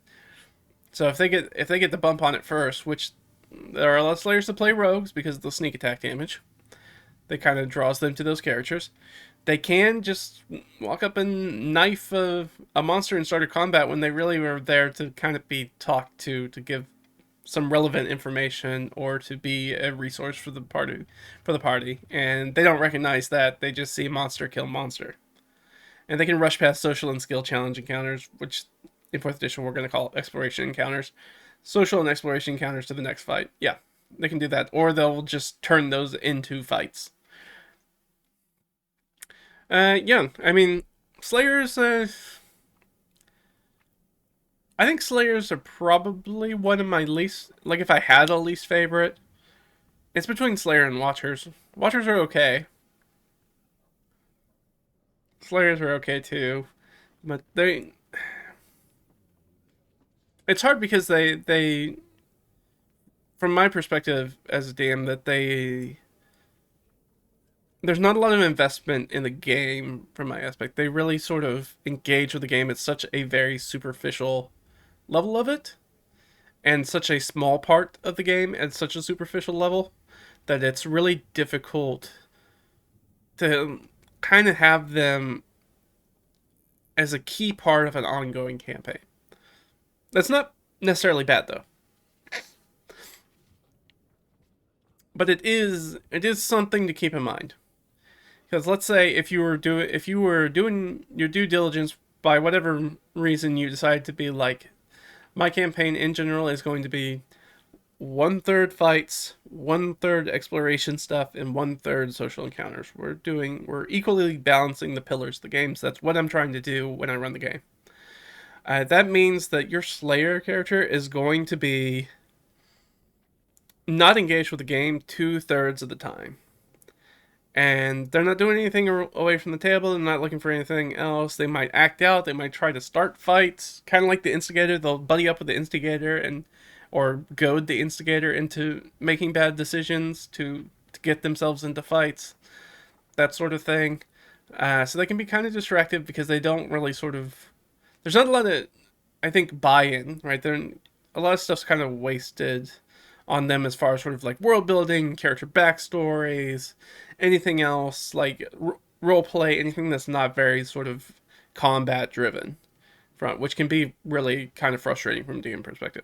But I think it's okay. I don't. I'm not saying don't ever have Slayers in your group, and I certainly play with plenty of Slayers. I think that you have to, if you're going to have Slayers in your group, you're going to have to lean a little bit more on having more combat in your game for sure. You're going to try to have at least 1 to 2 combats probably per session, and occasionally you'll be able to get away with like I said, with sort of the actor in the very beginning, is that you're gonna have to have some communication with them and be like, hey, every once in a while there's gonna be some sessions where we don't have any fights. And I will try to get you some sort of action scene in most things, even if we're in the city doing downtime. I'll see if we can get you into a bare knuckle boxing match, doing fighting in the arena, try to do something, run protection for somebody, be a bodyguard for somebody. We'll figure out a way to try to get you some combat in most sessions, but there are going to be every once in a while a session where maybe we don't have any combat. And you're just going to have to hang on to that. Just realize that every time that we're doing combat, we have our friend over here who's an actor who also doesn't really engage with that. So they're kind of twiddling their thumbs when you're doing your thing. So just be aware and be respectful. We'll play the game together, and everybody's going to get a little bit of what they want as long as we sort of work together on it. Oh, you don't think the Watchers contribute a lot? We'll talk about Watchers. I don't want to get ahead of myself. And I understand your frustration with them, absolutely. Engage. And I feel that same way very similarly about Slayers, and that's kind of what we're talking about. So a lot of this is, like I said, is going to be some overlap with Watchers. So I do think that Slayers are a little bit hard to engage. But like I said earlier, I feel like Slayers tend to be relatively new to the hobby, and I think given some time and giving them the ability to maybe oftentimes if they're not, like I said, if they're new, it's very easy to latch onto the mechanics of D&D combat because there's so much there and it's so straightforward and boilerplate. There's a system for doing it and everything's set up so you can read the books by themselves or watch people play D&D and have a pretty good idea of how combat works, but you may not have a very good idea how the other pillars work, just by sort of trying to osmosis kind of get that information just from sort of observation. That's a lot more difficult to do. So I think a lot of people who start off as Slayers tend to grow out of being just Slayers. They learn to be like, oh, okay, I can make a cool backstory, and they get to have all these cool things, and the DM will facilitate me having this sort of thing, and trying to pull them in with the actor, trying to pull them into being able to start doing that first person or even third person role playing and being like, hey, we're going to ask you about your feelings and we're going to ask you to be part of our planning when we do things, when we come up with a plan of action. We want you to engage with that and be an active part of the group, not a person who just sits back and waits for us to point at, hey, go kill that guy. We want you to be holistically a part of the entire game, not just one very specific aspect of it. But like I said, I think that a lot of people kind of grow out of it. Not everybody. Some people just want the power fantasy. Some people are like, look, life's really tough, and it grinds us down all week, and maybe we just want to show up the game. We want to have that power fantasy where we kick down doors and kill goblins, and that's perfectly fine. And there are plenty of groups out there that just do that, where these are the sort of slayers are really great if you want to run. Well, not they're not. I want to overstep that. They are players who are more. They are more likely to be okay with running something like a mega dungeon, where they're like, yeah, we don't really go back to town. We don't really talk about things. We just kind of kick down doors and kill monsters, and occasionally we get hit with a trap or have to figure out how to get across a pit or something like that. That some of our more thinkery or power gamer people can kind of help with. If they're like an exploration rogue based power gamer that you have in the group who can do a lot of cool abilities and do stuff like that. And then we have a number of players that get together and just kill monsters. And I think that those groups tend to find themselves, I think, more easily than I think actors and slayers are probably the best at finding their people in D&D very quickly, and power gamers are pretty good about it too. So those three are really good about finding their people in groups, finding groups that facilitate their play. When they're like, oh yeah, we show up on this Saturday afternoon, we kick down doors, we drink beer, eat pretzels, and kill monsters. That seems like the kind of game I want to be in, right? If somebody tells you that's their game and you're a slayer, you're like, yep, sign me up. I want to play in that game. Yeah, absolutely.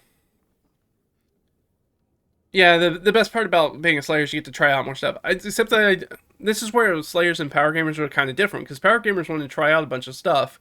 Slayers are perfectly happy just killing things. Slayers and Watchers are the two types, not the two, but Slayers next to Watchers are the most likely to be perfectly okay if you just give them a pre-made character sheet. They're like, oh, this is my character. Oh, cool. I'm a ranger. I use a bow. I shoot monsters with the bow. Oh, cool. And I have this wolf companion who also mauls things. That's pretty sweet. And whereas the power gamer is like a pre-made character sheet. No, right? They're like, I just got to make it custom for my bag. These are all suboptimal options that have been chosen. I hate this. Why is my ability scores array like this? Why do I have a 14 in intelligence? That's worthless. Those sorts of things that would absolutely frustrate a power gamer. But the Slayers are like, yeah, but I'm still gonna like kick down doors and kill monsters, and that's pretty cool. And I'm still pretty competent at doing that.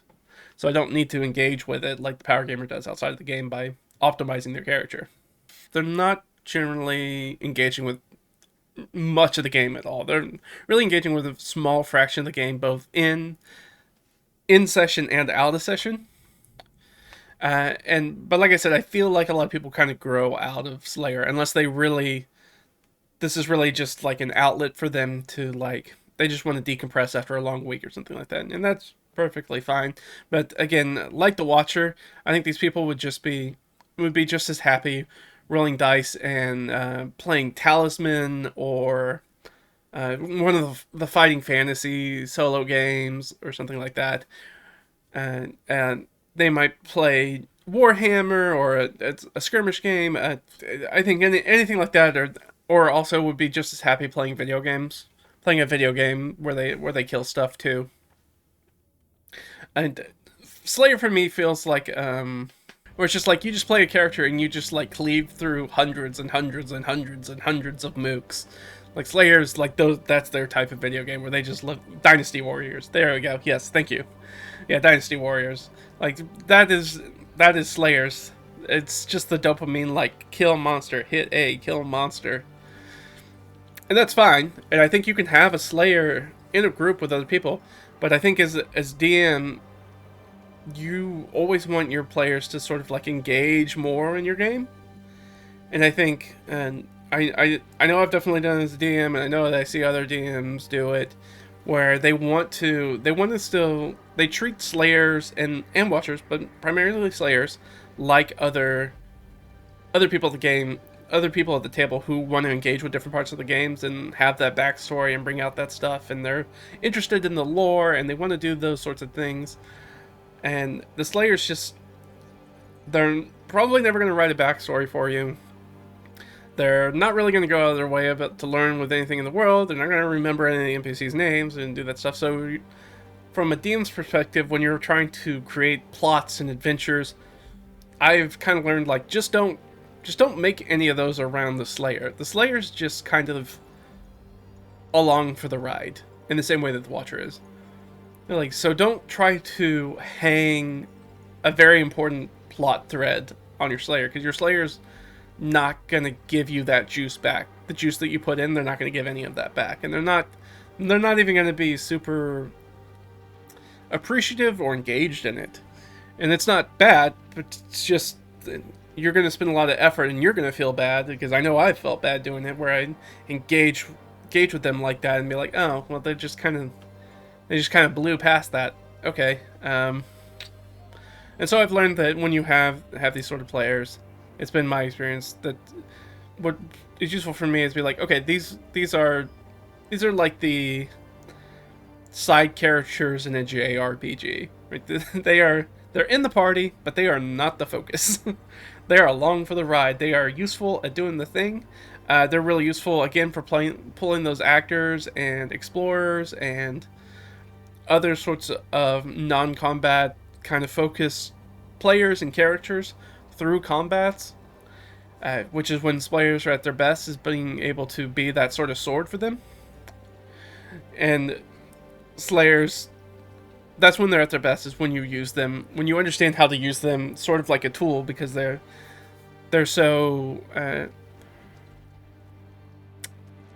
unfortunately their engagement with the game is kind of one-dimensional. So you just kind of expect them to be one-dimensional. And if you reset your expectation, then you're going to be okay with that. And if you still don't like it at the end of that, that's when you start maybe having a conversation about, like, maybe them finding a different kind of game. If they're not gelling with the rest of the group. So, yeah. The only Slayer you've ever seen was a 9-year-old girl. She killed the nice tree. Yeah, I mean, Slayers, they do what they say. It does what it says on the tin, right? I came here to kill, and I killed. If you put something in front of me, I will kill it. It's in the name. You knew what I was. It's like that old parable. With what is it, Toad and the Scorpion? Or Frog and the Scorpion? Where the Scorpion asks for the Frog for a ride across the river, and the Frog's like, no, you'll sting me. It's like, I won't sting you. If I sting you, I'll drown. And then they get out in the middle of the river, and then the Scorpion stings them, and be like, why did you sting me? Well, you knew what I was. Why did you expect anything other than what I was? Similar with the Slayer. Like, you can't try to make them into something they're not. They're always going to be the Slayer. So, you either have to be okay with them being a Slayer and work around that, which is very easily to do. Think of it this way. If you have 4 people at your table as DM, and you're trying to make sure that they each get their thing, right? You're making sure that you're getting that actor's backstory. You're doing the world building for the explorer. You're making sure that you have these combats that are specifically tuned so the power gamer can do their power gamey stuff. And then you have the Slayer, and you're like, well, I don't have to do anything for you, because I'm already making combats for the power gamer. So as long as we have probably a little bit more combat than non-combat, then we're going to be fine. I don't have to do any extra work for you, except to make sure that we keep having fights, and I've already got to do that for the power gamer anyway, so we're good. Now I get to focus all my attention on 3 players instead of really 4, and they're going to be happy as a clam just as much. Hey, how are you doing? So I like to think of it that way. They just made having a Slayer in the group, as long as everybody's happy, and they're going to be happy as long as there's combat, makes my life easier, and now I can focus more. I can spend more of my time building up those social interactions for the actor. I can getting out more breadcrumbs of that world building for the explorer, making sure that there's all these sort of a little bit more complexity or more cool stuff that the power gamer's going to be challenged with in combat, and the Slayers are like, okay, whatever, I'm just going to go do that.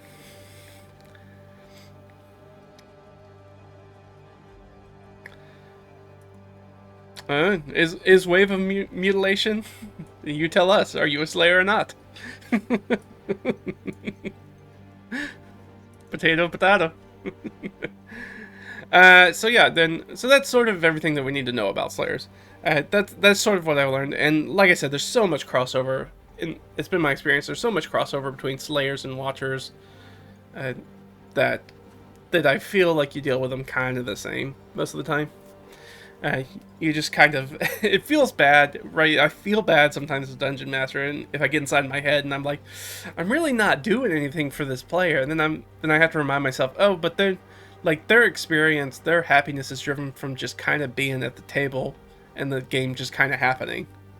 And as long as I do that, then they're going to be happy, and not to try to overthink it, because I think it's real easy to overthink it. I know it is for me. I will absolutely overthink it if I'm given the ability to. So try not to. So let's jump into the next one. This is number 6. This is our storyteller. The storyteller is a player who prefers the narrative of the game to the individual character motivations and personality. This player sees the game as an ongoing chronicle of events in a fantasy world and wants to see where the tale goes. For the storyteller, the rules are there to support the game's ongoing story. They believe that when the rules get in the way, the narrative should win. Compromise for the sake of the story is more important than individual character motivations.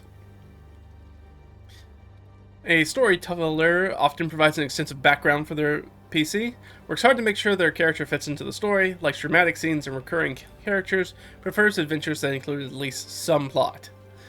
You engage the storyteller by facilitating their PC's background development, using their background to help define adventures and non-player characters, including at least a little plot in every adventure, and recruiting them to record important events and encounters. Be sure that the storyteller doesn't insist on making his character the center of the story, dictate other characters' actions to fit their idea of the story. Yeah, so just as I feel like Slayer kind of bleeds over a little bit between Power Gamer and Watcher, Storyteller kind of bleeds over a lot with Actors and Explorer, because it's kind of like a mesh of Actor and Explorer. We see that, right? They prefer the narrative of the game to their individual character motivations, but then also in here it tells us make sure that they're going to make an extensive background for their PC, and we should engage them by facilitating their background development. Use their background to define the adventures, make sure that there's plot in each thing. So, but they are primarily focused on the good story aspect of it. That's sort of their juice of the game, is they want a good story. And everything should go to serving the good story of it. And this is sometimes where they and Watchers can kind of go over, because we think of Watchers that kind of engage in the game as more of an entertainment aspect. And storytellers want to be entertained by the story, but they also want to be an active part of telling that story. Whereas an actor might derail the game because they want to make their character. Actors can sometimes have that main character syndrome problem, especially people who are new to the hobby, kind of getting in. I'm playing a game with one right now who's got a little bit of main character syndrome, and who's kind of an actor, and they have a little bit of that main character syndrome. So we kind of have to be careful about that, about how we sort of work around that, and being sure that to check them a little bit, be like, hey, remember that it's not just your story, it's all of our story together. You find it more satisfying to have the mechanics express the story. It's a big deal to me when it comes to video games. Right, that ludonarrative resonance. You want to make sure that the mechanics fit the narrative. I am of a similar mind. I do count myself a little bit of a storyteller. Storyteller, like I said, is a little bit hard to pin down because it is between sort of actor and explorer, sort of. They're kind of the bridge between those two. So actors, explorers, and storytellers tend to get along really well together. Those tend to be the people that get together really well. Watchers like having them in their game because they facilitate the story being told. So, right, the Watchers always like, yay, more entertainment. That's sort of their drive. So for the storyteller, they help make that happen. But there are also the people that won't answer things like, well, that's what my character would do. They will make a out of character decision if they feel like if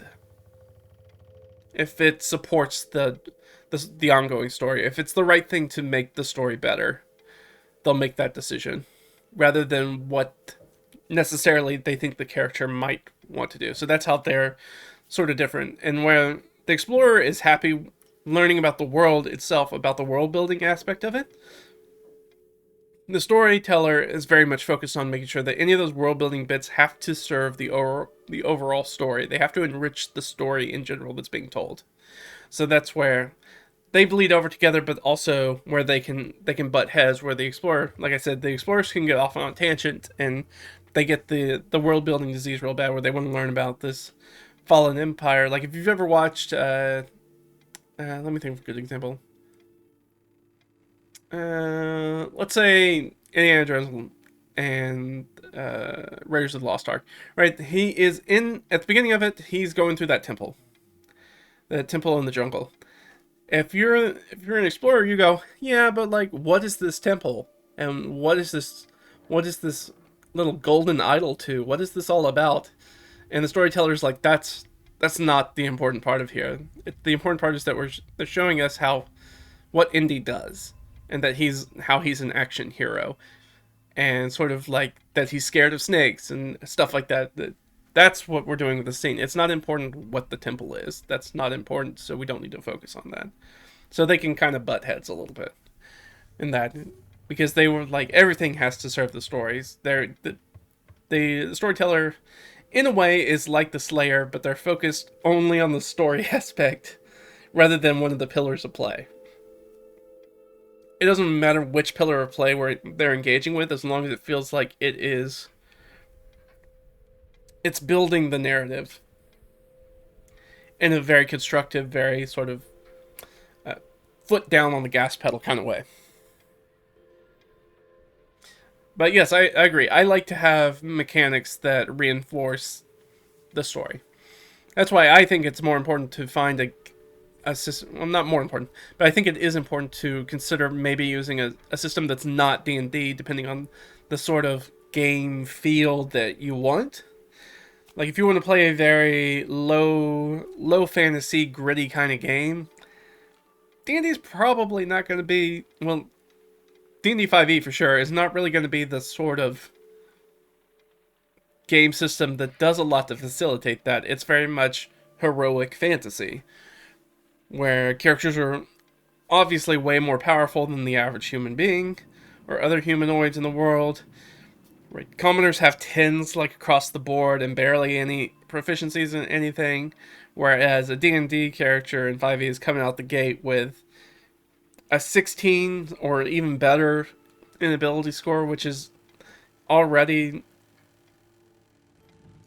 high towards the max of human capabilities. And they have that in almost all of their abilities, basic ability scores that we use to sort of give us a vague idea of how capable they are as a person. So they're already coming out of the gate of being like super mutant level people. They're just uncannily good at most things most of the time. So it's not quite the same. So if you're trying to roll a gritty low fantasy, that's not really gonna jive with it very well unless you go out of your way to make it jive. But the storytellers, so what are the storytellers? Why do we want them in our games? They kind of keep things on track as well as the plot goes. They're generally the ones who are going to take notes, and unlike, like I said, the explorer, I'm an explorer that's really bad at taking notes because I only take notes of the things that are interesting to me.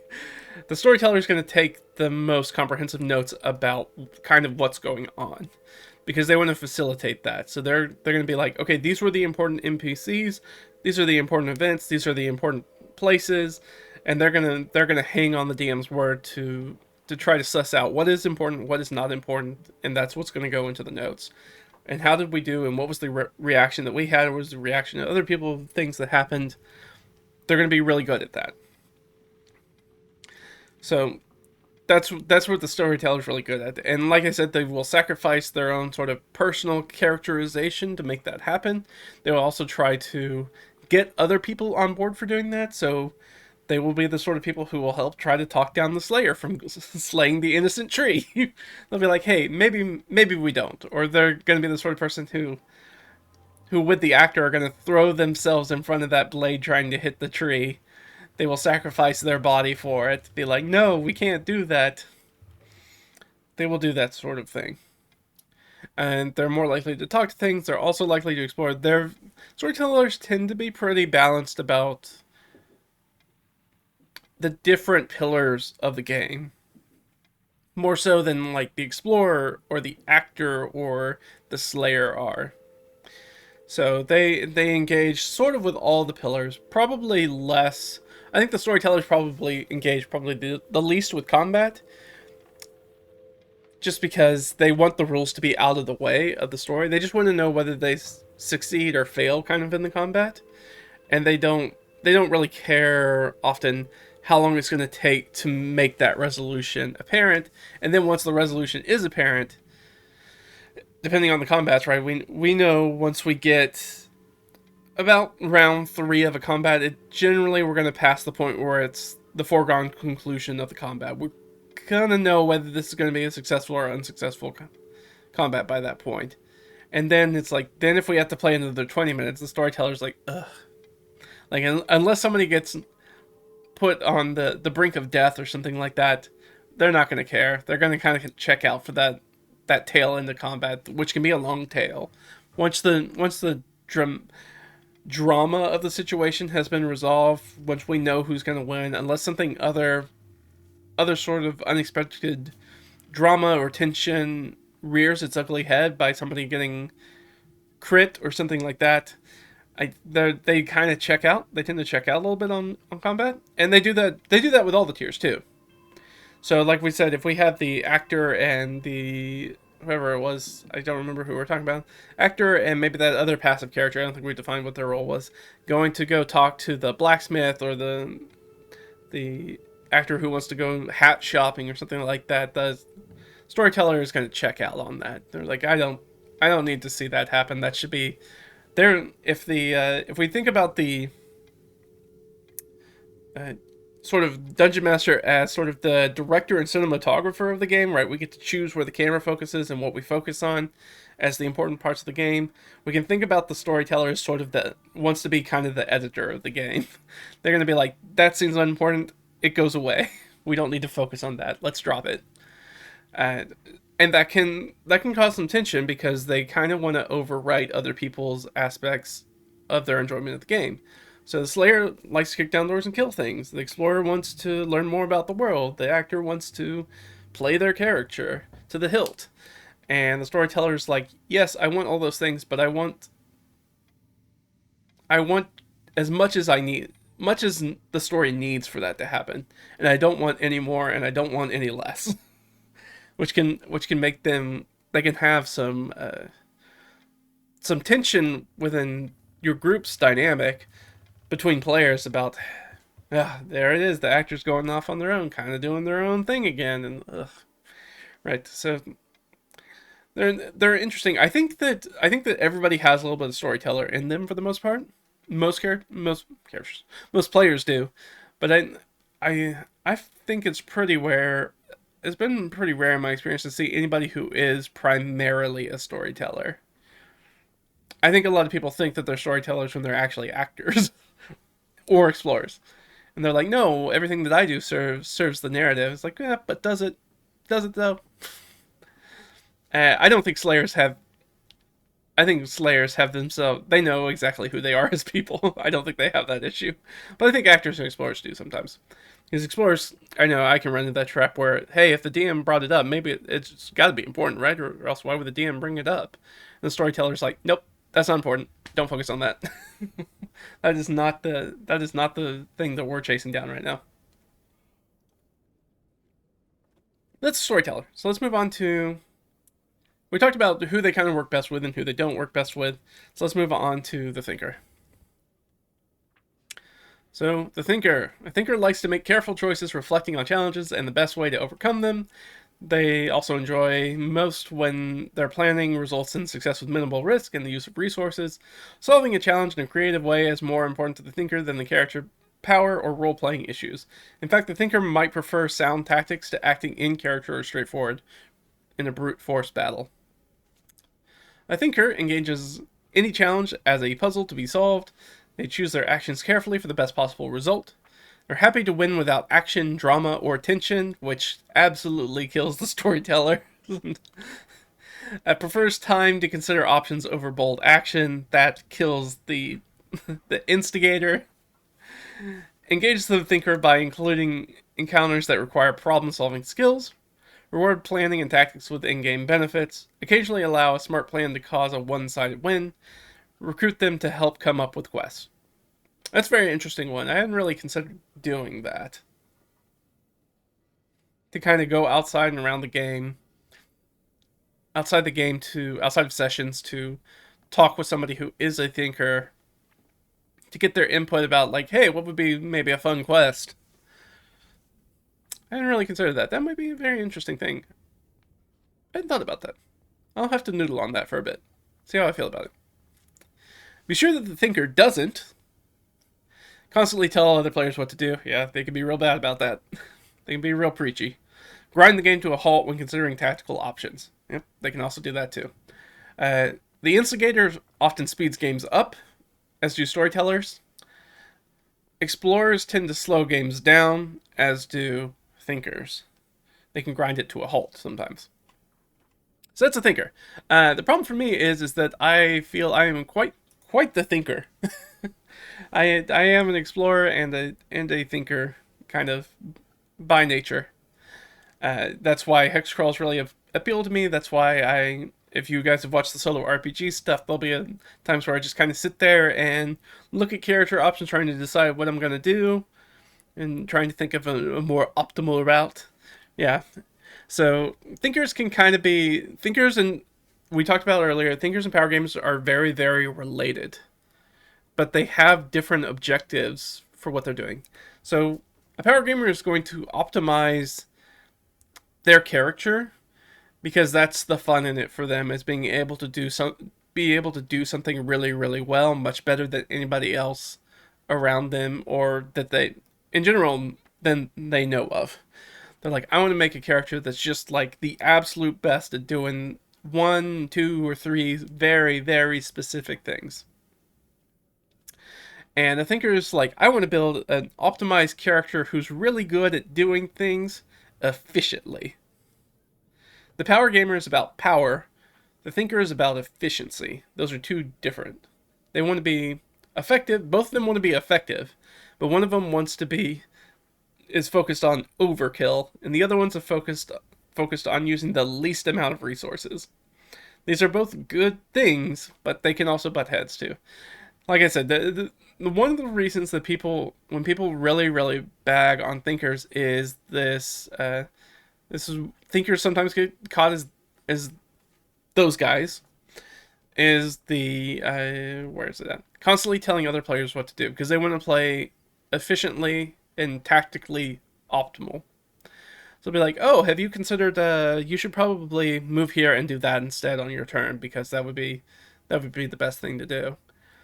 And yes, that is annoying. I have been on both sides of that. It is in my nature to want to try to tell people what to do. I try to suggest it and then leave it up to them. I'm so much better about it now than I used to be, but I'm still not perfect about it. To be like, hey, I just wanted to let you know I understand. I hear what you're saying, and I think that's a perfectly viable plan. I want to tell you this thing. I really try to drop it in when the player's like, it's their turn, and they're like, I don't know what to do. I guess maybe just go up and attack this person. It's like, oh, well, you could also jump up here and get this, and that might give you advantage to do that, or maybe you use your cool teleport ability to do this thing, and that'll put you over here if you want to attack this person instead. Sometimes they're like, yeah, that sounds good, and other times they're like, no, I think I'm just gonna run up here and attack. And I have to disengage myself. I have to pull my claws out of it and be like, okay, yeah, absolutely, and be okay that not other people engage with the game like I do, and just be like, all right, yeah, go do your thing. That's your character. It's your decision. You do whatever you want. And just learn. But that's something you have to think about your own social awareness and your friends and playing the games with people, and how is it more important that I play everybody plays efficiently, or that all my friends have fun at the table playing the game? It should be. It should be. The answer should be. It's more important that your friends all have fun playing at the game, or else you're not going to have anybody to play the game with. So you want to make sure that they are also having fun, or else they will stop playing with you.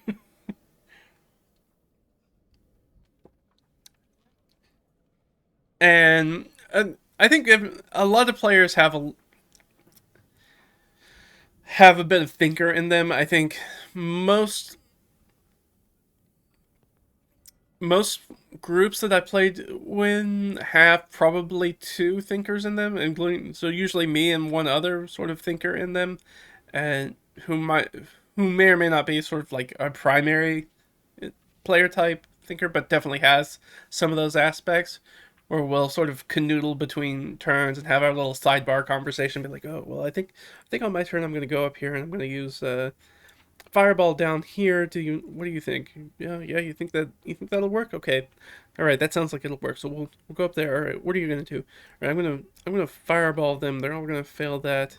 Do you have anything that'll help give them disadvantage on this? Oh, you have that. All right. Well, that might help. Well, maybe we'll use like some sort of combination. Well, maybe we can ask the DM if we can use a combination of sort of fairy fire and then hit them with a fireball and see if that'll give them disadvantage on their dex saves. Hey, DM, we have a question. And that's sort of how we spend our in between times. So that's very common when you can sort of put your heads together. It can be frustrating.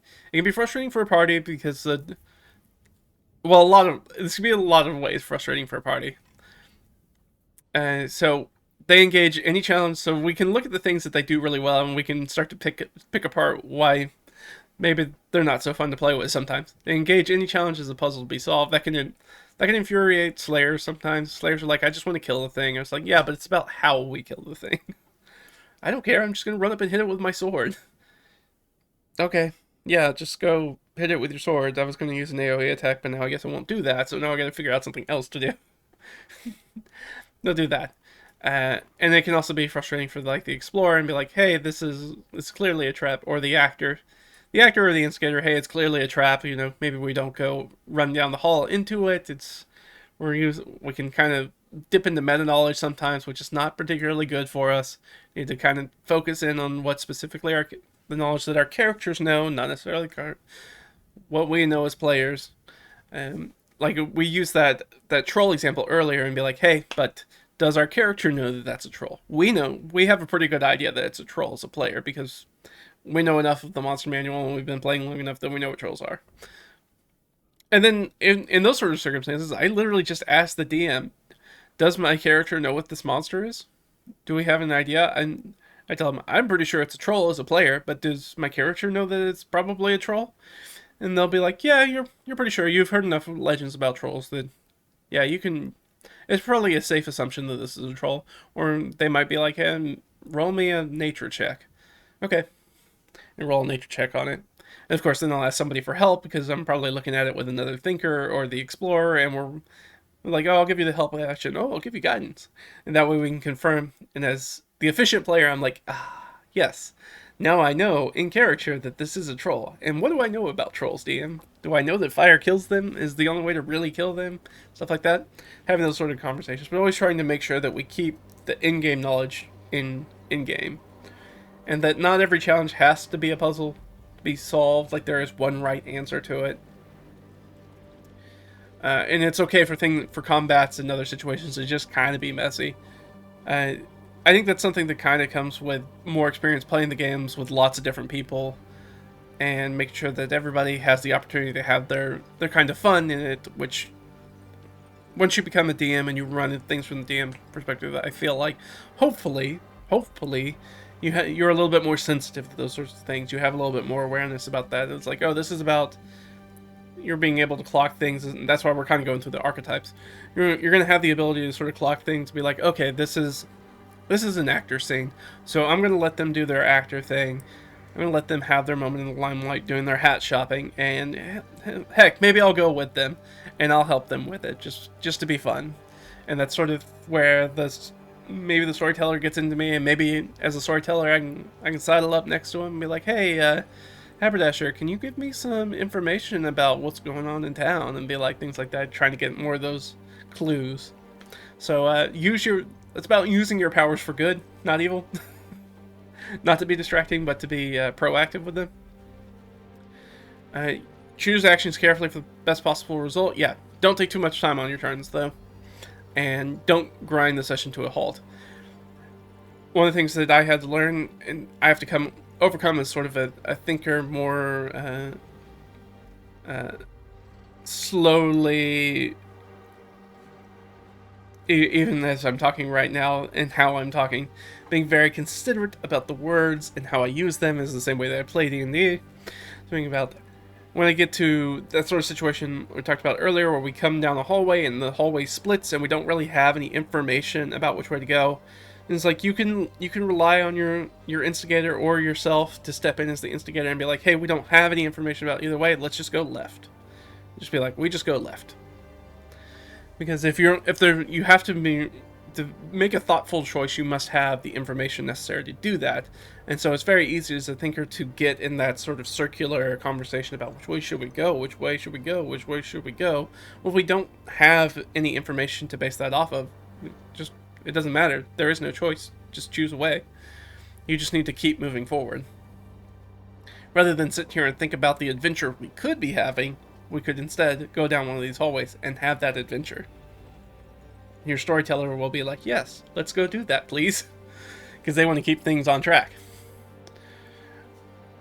They're happy to win without action, drama, attention. Yeah, I'm real bad about that. Actually, that's probably why DMs sometimes don't like me. Is I'll be like, oh, can I just go talk to somebody about this? And if I have a 5-minute conversation, I can absolutely get around this. Right? We talk about, if you've ever watched TV shows or movies or something like that, where a lot of the tension is built around people not communicating, be like, what if I just go communicate with that person? And it just removes like all that sort of soap opera artificial tension that's just built because of misunderstandings, very sort of anime style romance, especially romance anime style misunderstandings, or people saw something and that's not what they were really doing, though. It's like, but I'll never just ask them the question about it to get clarification on the thing. And the thinker's like, yeah, I'm just gonna go ask them real quick. Hey, is this what you were doing? And they're gonna tell me yes or no. No? Oh, that's not what you're doing? What were you doing instead? Oh, that's what you're doing. Okay. No issue then. So we can resolve those sorts of things without that action tension or drama. So I'm really bad about that. Using the right spell at the right time does that. Banishment's a good one. Calm Emotions is another good one. These are spells that I've used to just annihilate a combat in one action.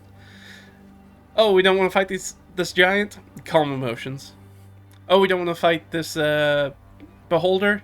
Yeah, I banish him. Okay. And doing those sorts of things. Which can be good or not. I did this. I didn't fully get rid of the combat, but I did do this recently by dropping a explosive bomb in the middle of a room of enemies and be like, yeah, I don't want to do this fight. It seems like it's gonna be a tough fight, so I'm just gonna throw a bomb in there that I had in my back pocket and set it off. I'm like, oh, well, that really lowers the bar for the combat. Kind of takes a lot of the tension out of the combat, but it's also kind of a cool scene. That's how I like to frame it. It's like that's a cool moment for my character, and isn't my fun valid too if I get to be like to have that power gamer moment where I get to step forward and be like, I'm gonna solve this thing real quick, and that's my fun, right? And my fun's valid, so I get the opportunity to do it, as long as I'm not always doing it, as long as I'm only doing it every once in a while, which is really when those circumstances come up. Don't I get to have that cool moment as well as a character? So that's sort of how I like try to frame it. And then if I have a DM that kind of grouses about it, that'll be my answer to that most of the time. It'd be like, well, I get to have my fun too, right? And that's my fun. So it's not, I'm not gonna do it every fight. I can't do it every fight. But every once in a while, when the stars align and I can use one spell to get rid of combat, why wouldn't I do that? Why wouldn't anybody realistically in that situation, if they had the right tool for the right job, just use it? That's why why else would I have taken calm emotions if I didn't want to calm the emotions of an enemy I had to fight, that maybe I didn't want to fight? That's what the spell's there for. So engaging the thinker, including encounters that require problem-solving skills. Yeah, this is really different. Because I think a lot of DMs can think that thinkers are really into puzzles. Right? It says here, right at the top, engages any challenges the puzzles to be solved. But there's a big difference. I actually don't, and I know I've talked about it on the channel before, but I don't really like puzzles in games as a DM too. Specifically as a DM, and I really don't enjoy them as a player either. And I talked about this in a previous video, but we can talk about it really quickly, is that the puzzles aren't really challenging, because it kind of falls into one camp. Either you don't know what the puzzle is, the solution to the puzzle, whether it's a puzzle or a riddle or something right off the bat, or you recognize it and you do, so either you can't solve it, and it's unrealistic that you're going to solve it in a timely manner, or you already know the solution to it and you have that problem where it's happy to win without action, drama, or attention. You're like, yeah, I know the solution to this problem because it's very common. You're using a very common puzzle or riddle, and I just happen to know the answer to it. So I'm just going to say the answer real quick, and then we'll move on past it. So neither one of those are sort of like a combat where it's a challenge to be overcome. It's either you can't realistically do that, or you already know the answer, so you're just going to zip past it. There's not really a middle ground. That's where you get the weird things where it's like, oh, well, now I have to give you clues, and you're making checks to make clues, and now it's slow, or people are talking around in circles about it, and then I have to use wandering monsters to kind of show up on people. It's just everything else that we engage with in D&D is pretty focused on challenging the characters and not the players, and puzzles very specifically challenge players, not their characters. Like, it's very, very weird that if I'm playing that intelligence 20 wizard, they can't figure out a relatively simple spatial puzzle, but it's like, I'm not a level 20 intelligence Mensa person, like, I can't do that, but my character should be able to, so why are you testing my knowledge or ability about a very specific fantasy world aspect that I don't know anything about? So, you know. Yeah, I mean, that's most of the Thinker. So what does the Thinker engage the best with? They engage really well with Power Gamers. We know they engage well with Power Gamers and Slayers. When they're like, hey, they're like the director. They're like, I have a gun that shoots Power Gamer and Slayer bullets. And I decide where to point it. And that's how we'll decide which one of our bad guys gets the brunt first. That's how that works. And so those tend to synchronize really well. Watchers probably don't like Thinkers very much, and nor do storytellers a lot, because they kind of they don't make it as entertaining. They can slow the game down, and they can make it long and stuff. They can engage pretty well with explorers and actors by leveraging those powers the same way, because the unfortunate thing about a thinker is that we kind of, like I said with the gun, it was like I have very specific character shaped bullets that I'm gonna fire at problems. Like, oh, we need some information about this thing. This person should probably have the information. Actor. Like, go get the information out of that person. Oh, there are some ruins. I wonder if that has something to do with our quest. Explorer! Storyteller! Explorer! Right? How do we get across this big chasm? Ranger! Exactly like that. Alright, so understanding those sorts of bullets and how how to use them effectively. So they kind of naturally kind of move into more of a leadership role, a de facto leadership role, which can, depending on your group, some people, a lot of groups, if they don't have strong opinions about leadership and having somebody in charge, then the thinker will often fall into that role pretty easily. But sometimes you might have an actor who wants to be like the in-person leader, and so you have this weird thing where the actor is putting pressure to be the leader in character, but the thinker is putting leadership out of character at the table to be the leader, and those things can kind of, they should be like layered on top of each other, but they can kind of butt heads knowing that. So instead, that's when the thinker and the actor need to sit together at the table and be like, "Hey, I'm going to tell you what I think is the best course of action, and then it's your job as the actor to sort of inspire us and act it out and inspire the characters to be the leader, to follow your plan, and we'll just make the plan together. So let's just work together instead of butting heads against each other." So working on things like that. The instigator sometimes doesn't really like them because the instigator wants to go, go, go. They want to make action when action doesn't happen, and they and the thinker can butt heads because the thinker's trying to figure out a plan about how to do things the most efficient way possible, and while they're doing that, the instigator goes, "Nope, bored," and runs into the danger. It's okay. I played with instigators, and I'm like, well. Sometimes it's, like I said, it's a good thing. Left to my own devices, I will overplan.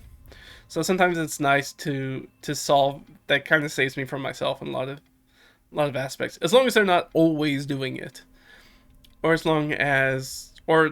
I can use that instigator role to be like, "Hey, I need somebody to go be a scout or a distraction. If I need a distraction specifically, instigator, instigator, instigator, go make a mess over there so I can go do something else."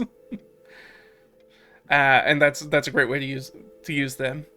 It feels weird, kind of talking about it this way, because it sounds like we're sort of grinding people down to specific tools for us, which is a little psycho, but we're doing it. I'm trying to do it in a constructive way. We're trying to leverage our power, my power, our power, depending on your player type, as a thinker without pissing these people off by treating them as tools. It's like, I want to put you in the position to do the thing that you like to do, to have the fun you like to do, but I also want it to be productive to our ends, what we're trying to achieve. That's it, is the thinker. And so that's sort of my side on it. So that's everything we need to know about thinkers. So let's do the Watcher. And that's our last one. Alright. I know this is one that people really, really want to talk about. This is one that a lot of people have feelings about, so let's talk into it. A Watcher is a casual player. There really should just be a period. Watcher is a casual player. And that's how I feel about Slayers. Slayers are casual players as well. That's why I think that they're very similar. The Watcher is a casual player who comes to the game because they want to be part of the social event. Watcher might be shy or just really laid back. They want to participate, but doesn't really care if they're deeply immersed. Doesn't want to be assertive or too involved in the details, the game, the rules, the story. They enjoy the game by being part of the social circle. A Watcher shows up to be part of the game, helps calm disputes by not being attached to the game, often fills in a hole in the PC group facilitating the fun, engages the Watcher by never forcing them to be more involved than they want, accepting that they're fine with their Watcher status, prompting them when they need it, be sure that the Watcher doesn't distract the other players with TV, video games, surfing the internet, etc. Disappears from the table at crucial moments. Make sure they don't do that. So yeah, I think if we talked about that once we got down into those sort of bullet points, you can see sort of where I draw a lot of similarities between Watchers and Slayers, and how they're very similar. The Watcher is that instead of engaging sort of specifically with sort of the power fantasy monster killing aspect, they're just here to have a good time with their friends. That's their vibe. They're just here to have a cool time. They don't care if we play Yahtzee, if we sit around the table just having a conversation. They're just here to spend time with their friends. But their friends want to do something, and they're like, yeah, whatever, I'll go with you to go do your thing. It's like when you invite somebody to to go watch a movie with you and they're not really interested in the movie. They're just like, I just want to be hang out with the group with my group of friends. And then you go to like a diner or something after that, and everybody wants to kind of talk about the movie they just watched, which is pretty common. And then the watcher's like, yeah, no, it's fine. I'm just here to spend time with my friends, and I didn't really care that much about the movie, and I'm not sort of interested in talking about it and sort of breaking it down. But I just want to spend time with my friends, and that's very cool. We all need those people in our lives that feel like they're down to do anything all the time, and the watcher can do that. They're going to be a much more sort of extroverted kind of person who's just kind of wants to hang out, but they can also be a shy person too, or really laid back where they're like, I don't need to be the center of attention. I'm just here to spend time with my friends. All right. So what are the bonuses that they bring? What is the good thing they bring up to the game? This is where some of the stuff I feel like doesn't mesh quite as well. A lot of the other ones I feel are really on target. The Watcher, I'm not sure is as much on target as the others, because they show up to be part of the game. I know a lot of Watchers who are happy to dump the game if some other sort of social opportunity shows up. Where D&D, for a lot of Watchers, it's been my experience that D&D is sort of like a backup social plan for them. They're like, I'll play D&D unless somebody's having a party or other people are going to the movies. It's sort of like a backup thing. But this can also be the difference between, I think, this description very much hard codes the Watcher as an introverted kind of person who wants to spend, a shy or introverted person who just wants to spend some time with their friends. Whereas an extroverted person would be like, yeah, well, I can always play D&D if nobody invites me to something that's more interesting. So there will sometimes be a lot of play with a lot of sort of extroverted watchers who are like, oh, right, I'm not going to make it to the game tonight. I'm going to go to this party instead, or I'm going to a concert or something. And they're often the ones that's been my case. They're the people who are more likely to last minute cancel on you than actually show up to be a part of the group. But that's my personal experience. And I think that's the difference between having an extroverted and introverted watcher, which this doesn't really cover very well. They can help calm disputes by not being as attached to the group. Yeah, I think they do. Again, because they're so focused on sort of the social group aspect rather than the actual gameplay aspect. They kind of show up to do that part of the game. They're more likely to kind of be like, whoa, everybody, let's just chill out and talk about, what we think is maybe the best course of action, or why are you upset? What's sort of the deal there? As long as it's when you have what seems like maybe an in-character conflict that kind of starts to maybe spill out into an out-of-character conflict, right? The Watcher can be the sort of person who kind of helps the Dungeon Master sort of kind of smooth things out and cool everybody back down and get back to the game at hand if things start to get kind of out of control. Either that, or like I said, they may just leave the game because they might not be interested in having that drama in their life. Or maybe they are. The other thing that it doesn't talk about is it doesn't talk that I think is that the Watcher is very much a pseudo audience member for the game.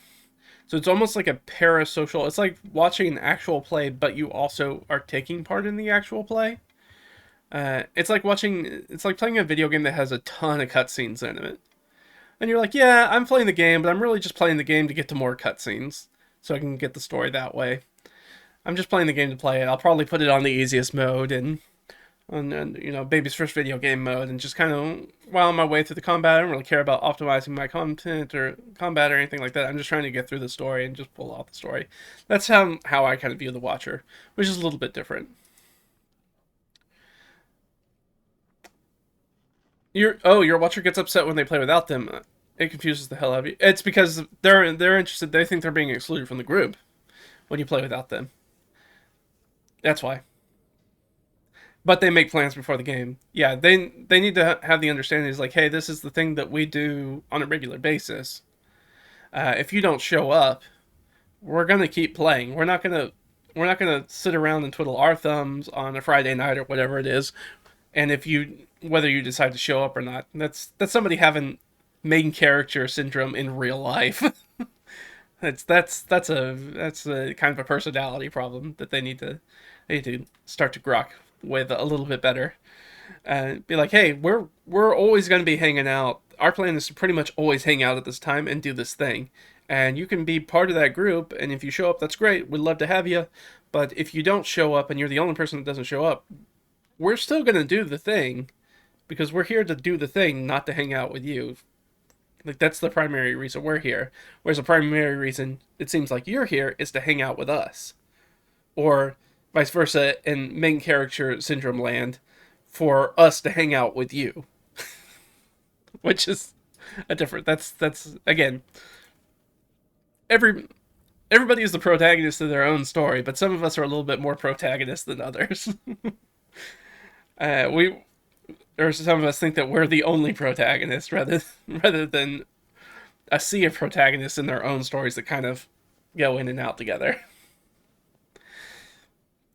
So yeah, they fill in holes with the PC group, facilitating the fun. This is the one that I don't really, one of the ones I really don't agree with. It's because the Watchers doesn't really engage with the game very much. So if you be like, oh well, we don't have a spellcaster, so the Watcher needs to play a wizard. Well, a wizard or a druid or something like that. You're like, oh man, this is like the most complicated class, and for 5e, and you're trying to push that onto somebody who's not particularly interested in playing the game in general. How do you think that that's going to go? What do you think the result of that? It's not going to be good. So you can't really do that. The Watcher is a perfect person to give the basic champion fighter to. Be like, hey, we need somebody to stand up in the front and get whacked in the face. Here's your character. You do that. You stand up there, you get whacked in the face. When it's your turn, you swing your sword at somebody. If you roll a 19 or a 20, you crit. Great. Do it. And have that thinker helping them be like, oh, it's my turn. I guess I attack again. It's like, well, you're pretty low on health. Maybe you should second wind first. Kind of help them along with that. And the Power Gamer can help with that too and be like, yeah, you should definitely second wind before you attack.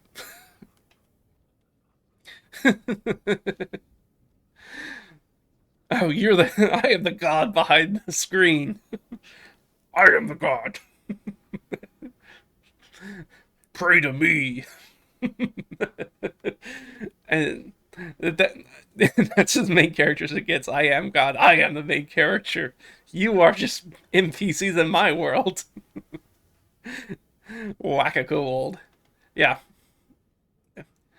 Yeah. I mean, if that becomes a problem, I mean, I say we. I have definitely been in groups where we collectively get together and be like, look, this person cancels on us a lot. They don't show up a lot. When they do show up, they're super distracted. They're not really invested in the game.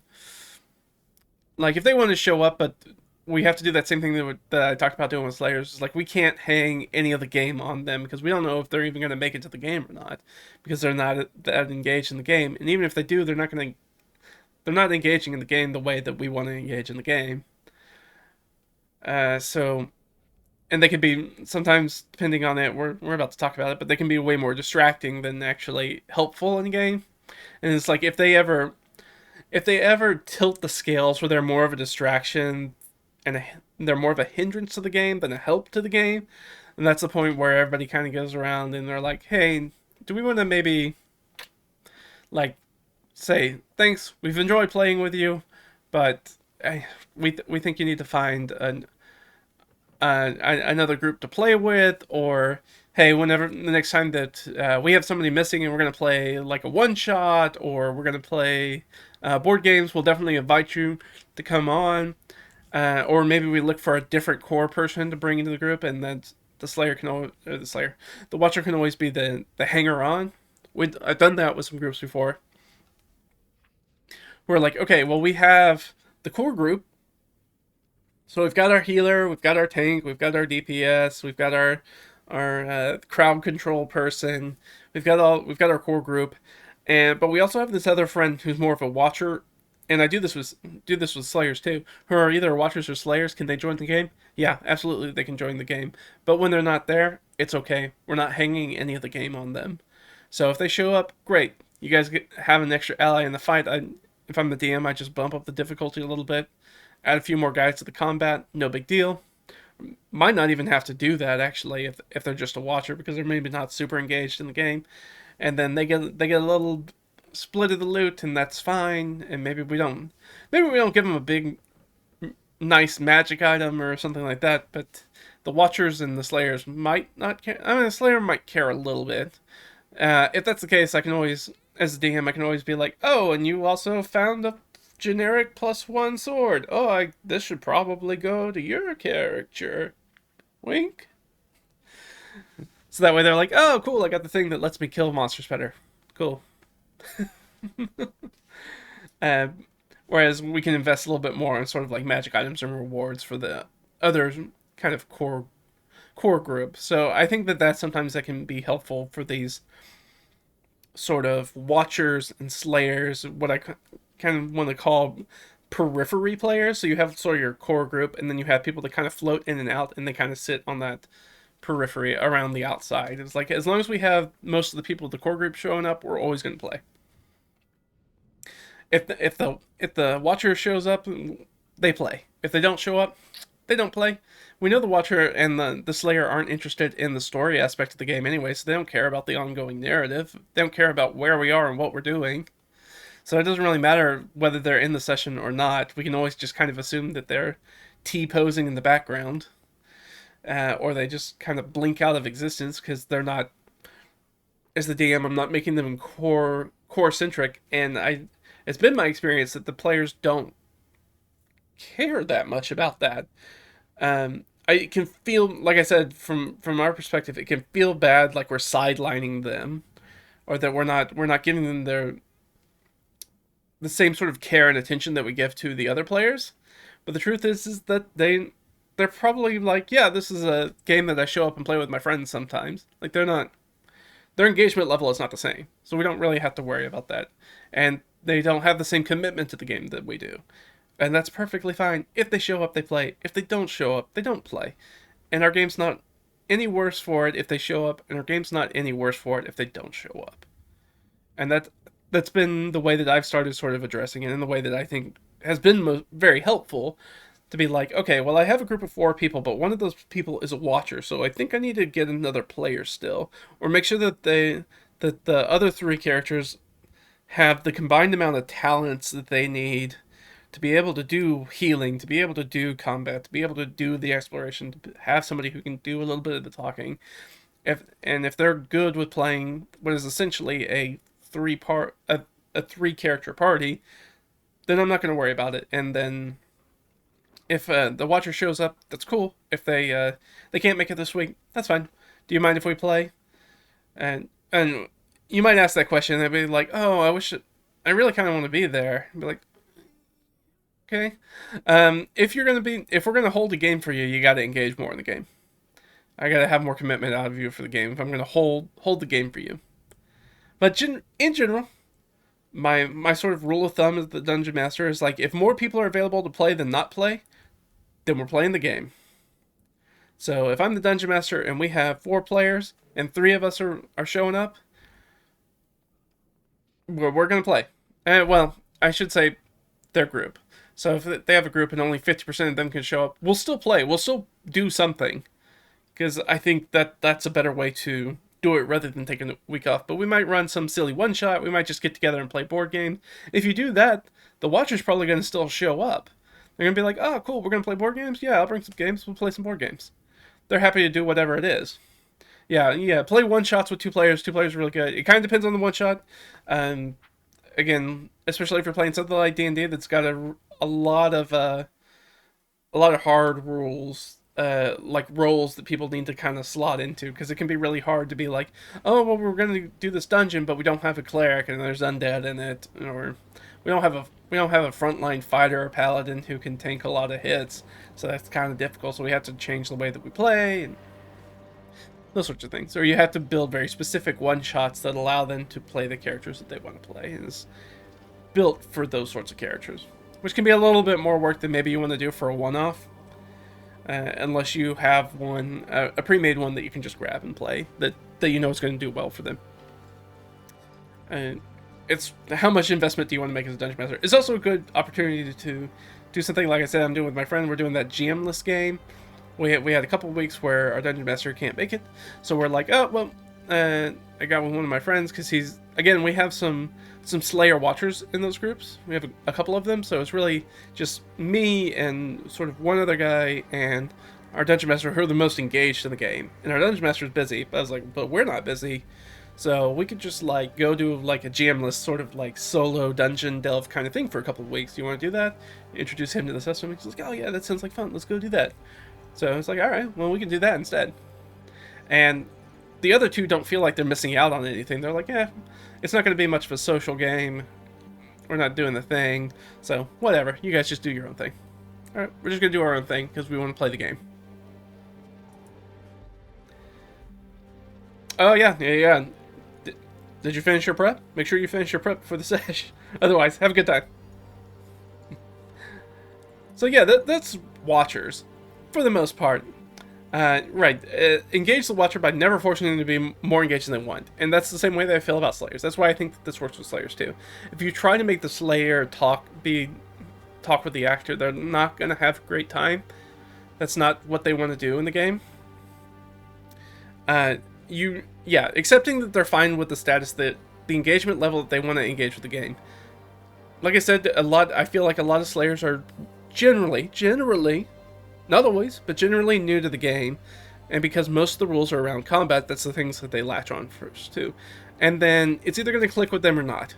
And if it clicks with them, they're going to be like, oh, well, maybe I want to build a character that maybe does some stuff other than combat. So that way, like, this is when you rely on your actors and storytellers, and like, they have these cool conversations and get to make an impact in the world, and the explorer gets to discover all these cool things and deal with traps and hazards and help other people get across them and do all these cool things that are not just combat. So they can sort of engage with that aspect, and that might bring them out of their shell. It's like, I want to be able to do that cool stuff too. And they might come and ask you, it's like, hey, how do I do more of that stuff as my character, or can I maybe look at making a different character that does more of that stuff? And you can have that conversation and be like, now you're clicking in and be like, oh, they want to engage more in the game, so now they're moving out of that Watcher or Slayer territory into being some other, and they'll make it probably pretty clear in that conversation what sort of archetype they're kind of heading towards, and you just pull them in and start focusing them towards that.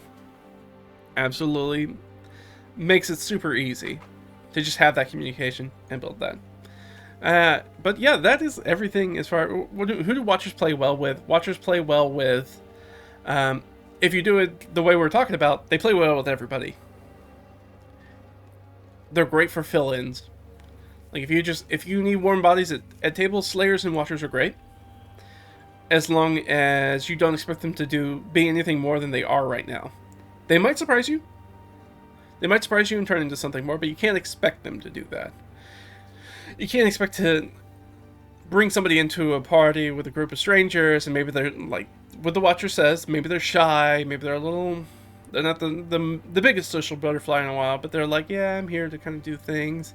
And you're like, cool, I'm going to sit you next to the power gamer. They're going to help you power game the crap out of some fights. Or maybe I'm going to set you between the power gamer and the actor. That makes me sound like I do assigned seating in the games, which I don't do. But I might ask somebody to buddy up. It's very common to be like, I'm going to take somebody who's a veteran player and a veteran in the group and buddy them up with somebody who's new to the table and be like, hey, for the next like 2 sessions or something, can you sit with this new person and kind of engage them and kind of welcome them in and kind of help them out? I know they're new to the game. They're trying to learn the rules and stuff. You're the power gamer. You have a great knowledge of the rules. I know you're going to be able to do this, or I can do that with the thinker too.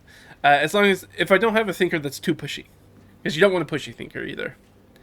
If the thinker's not too pushy, put them with a thinker first and be like, they're going to teach you the rules. They're going to get you up. They're going to make sure that you do the things that you need to do. They're going to make sure that you're going to have a good time. And then maybe on the other side, hit them with that the actor who's going to try to draw some of that RP out of them. Be like, hey, tell me about your character. Oh, that's cool. Oh, you do this and this? That's pretty sweet. I like those characters. Hey, I've got and then they'll start engaging them in the sessions. Be like, hey, we're gonna go hat shopping. And I'm taking you with us. You need some new duds. You need a new look. We're gonna do a makeover. We're gonna get you a fresh look, get you looking good. And it starts to draw you into those non-combat stuff and get you kitted out and make you feel good about being part of the group, being at the table, playing the game. Right? And that's what we want as the Dungeon Master, right? To bring people in, make them feel wanted, make them feel like it's a safe space where they can have fun with everybody here, even if it's a table full of strangers, and there's a brand new person that nobody knows anything about. Bring them in, make them feel welcome, and get them rolling really quickly, and playing the game and feeling competent in what they're doing at the table, and getting to the point where they can make jokes and have fun with everybody else around the table. And that's what we want for the player types. So, we talked about earlier, I like to use, let me swap it over, I like to use these player types for, specifically, prep. It's really good for prep. And the next thing, and really the last thing we're going to talk about here, because we've gone on for a little bit now, is that I want to talk about, well, let me double check. Let me check my other notes. If there's nothing else we need to talk about. I think we're good, but let me double check. Yeah, we've done that. Yeah, that's going to be the last thing that we talk about. That's fine. So we've got these. We've got everything here. So what I want to do... And this is your take-home assignment. This is your homework. This is all our homework. Is to think first... Like I said, there's no sort of mono archetype. You're never going to have a player who's just one. Not even the Watcher. The Watcher just hasn't revealed themselves yet. But there's clearly going to be aspects, and if you watch them closely at the table, you'll tell which parts of the game they lean in on, even if they're not actively in it. But which one are they paying more attention to, and when do they sort of like disengage? You can watch around the table and start reading people and be like, okay, so these people are leaning in when we do the combat scenes, even when it's not their turn. And then we have these people who are leaning in when I start describing what's in the room. So I know that they're maybe the explorers and the thinkers and the explorers, thinkers, storytellers when I'm describing like room contents and things like that, not just combat. And they're like, okay. They're like, we're locked in, we're engaged, we want to know what's going on, what's in this room. Tell us so we can figure out what it is and how it's going to be useful for us. How we can engage with it our way. So our first one is... I like to do 3. So, what are your... And let's say 2 to 3. But try to go for 3. Major player archetypes. And what is your... We'll say antithesis. That's a very strong word for what we're talking about. But the one that you're definitely like, that is definitely not me. And really, really think about it. So here's what I know about myself. I know that I fill in all these roles all the time. I can do all of them. I've done all of them. But the ones that are most like me is Explorer. Generally not Instigator, unless I have to be. Unless I need to get the group moving. Used to be Power Gamer, but Power Gamer for me turned into Thinker because I realized that I was engaging with the game differently. For me, it wasn't about... It moved from just being able to do cool, powerful things. It became do cool and powerful things to be efficient. Once my mind flipped, specifically with D&D, and this is as I learned more about older editions of D&D and got more into other games and started to change my mind about how I engaged with the game and became more about resource management, where I found out it's like, oh, I actually like the resource management of the game a lot, which is why I like the hex crawl things, and I like that sort of aspect, having consumable magic items, things like that. It's about having the resources and knowing the right time to use those resources for the maximal benefit. So I know that's one of the things that fires up my brain chemistry. And I like Slayer. I would have said that I was was strongly a storyteller. I'm not sure I'm as strong a storyteller anymore. I still think I facilitate a lot of that.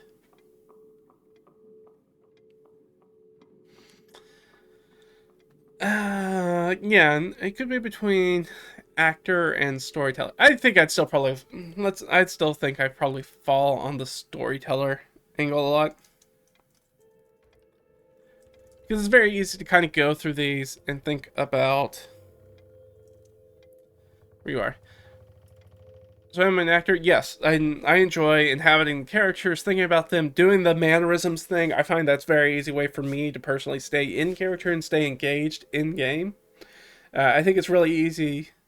Right, we all know it's very, very, very easy to sort of fall out of it if you're no longer at the center of attention, to kind of fall out of a scene and kind of get distracted and start looking around. Be like, what? What's happening? Oh, or you start looking stuff up on your phone. So I found that acting, trying to focus more on my mannerisms, even when my character's in the scene but not talking, doing silly things, whether that's occasionally pretending. This sounds really stupid to kind of do it in front of the game. Pretending like I'm drinking from my ale flagon, or tinkering with something, or chewing on fingernails because I'm playing a really nervous character. Or doing something like that, a mannerism, changing the way that I'm setting up. I'm like, if I'm playing like a really disinterested character, it's like, why are we doing this? Why are we doing this talking? I'm not interested in this. But I am interested. As a player, I'm interested. I'm paying attention, but I'm like, to make my body more part of it. So I definitely feel that. That's how I do the actor. I don't really do a ton of like silly voices or accents or things like that, but I do a lot of body language and posturing, and obviously I talk a lot. Try to talk a lot with my hands about things. I kind of sell the point. I have a character that smokes a pipe. Is helpful. Or like I said, have those props, right? If you have a pipe, bring a pipe. If your character smokes a pipe, be very helpful. Or if you have a fancy like flagon or tankard that is like your D&D drink mug that you always take with you, and cheers with people and stuff like that. It can be a lot of fun. It's a lot more engaging doing those sorts of things. So I definitely do that, but I don't think I'd call myself primarily an actor. But I can get deep, and this kind of comes with playing the game for a long time. Is that you can learn how to fake these roles pretty good if you need to fake them. So when my character has the center stage, and it's like, oh, you're off doing your own thing, and now you've got to do a social encounter all by yourself. Okay, well, I'm really gonna step into that that actor onesie and zip it up and put my hood up, and I'm gonna try to do the best actor I can be as an actor because it's my scene, and I'm gonna do it to the hilt as much as I can. And I'm very much explorers. I love learning about people's game worlds.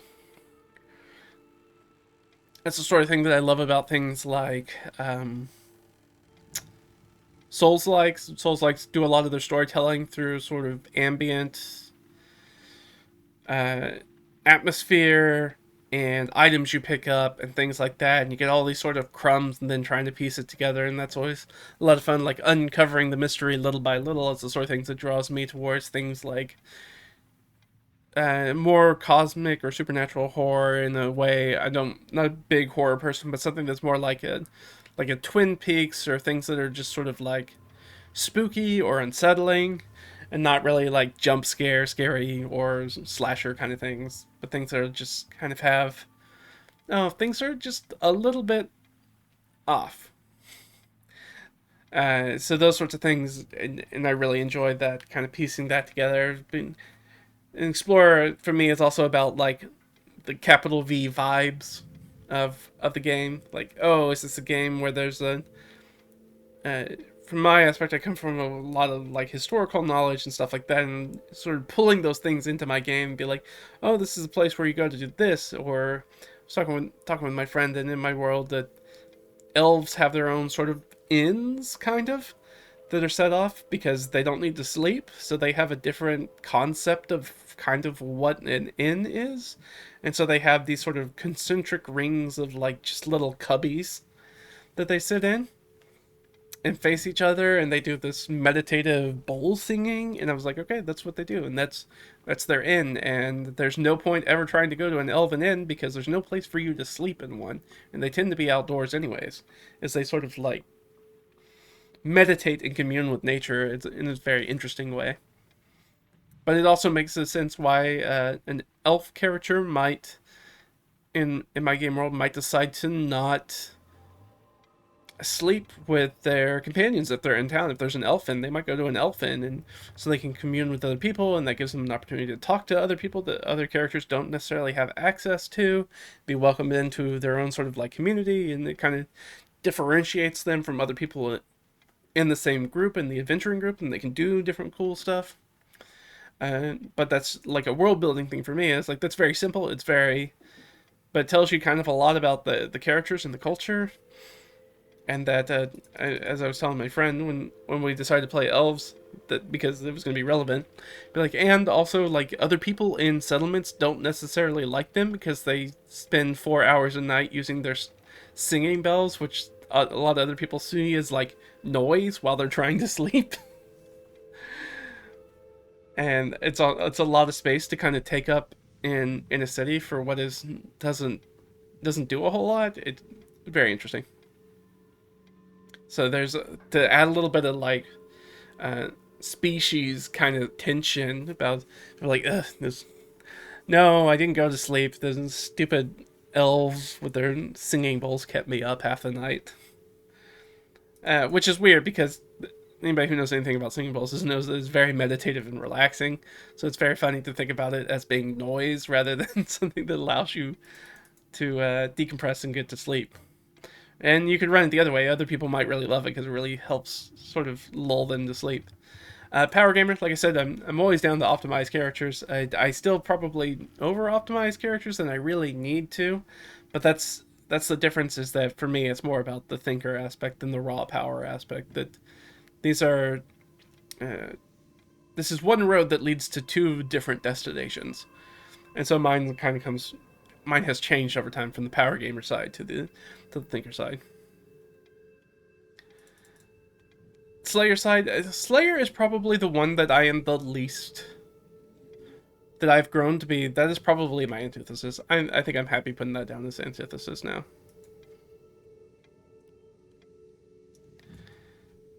Because, well, we'll talk about that. So, antithesis. That's gonna be it. Not thinker, Slayer. And again, that's why I was trying really hard this time to not not bag on Slayers, because I think it's a very fun way to interact with the game. I think it's a little bit more superficial than otherwise, but it's not bad. Your fun's not bad. It's just for me that's I don't for my personal this is my personal taste. I don't I could never see myself engaging with all that D&D and tabletop RPGs have to offer if that's the only aspect I'm going to engage with. For me it's like why are you why are you playing a JRPG instead of something like Doom? If all you want to do is to kill monsters, why are you not just playing Doom? If you're not interested in the systems and the power gaming and the world building and all this stuff, it's like just grab a controller and just slay demons and rip and tear, man.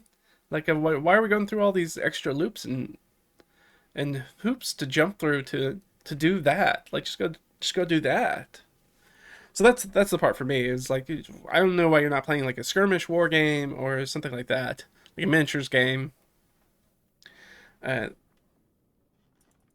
Again, it's just it's leaves so much on the table for me that it's hard for me to put my head in that mind space. Storyteller, yeah. I think push comes to shove, I'll still go against this. Is what separates me from sort of the general actor is that I push come to shove, I will almost always go out of my way to do what is a better decision for the story and or the group than my own character's needs or wants or desires. So that kind of pulls me out of actor and kind of puts me into more storyteller thinker land. I think the storyteller and thinker are pretty common, pretty close to each other. They just kind of approach things in a different way. And I know that's not really, maybe that wasn't alluded to very strongly when I was discussing the storyteller and the thinker, but I think if the thinker's focused on efficiency, power gamer's focused on power, right, on optimization, and the storyteller's focused on the narrative as sort of their key their key focus. So I think that the storyteller and the thinker are more similar than I think most people think of them to be. The storyteller's like everything has to be for in service of the narrative, and the thinker's like everything has to be in the service of efficiency.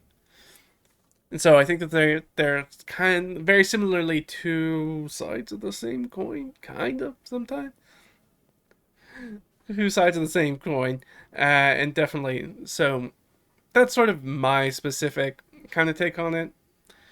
But to each their own.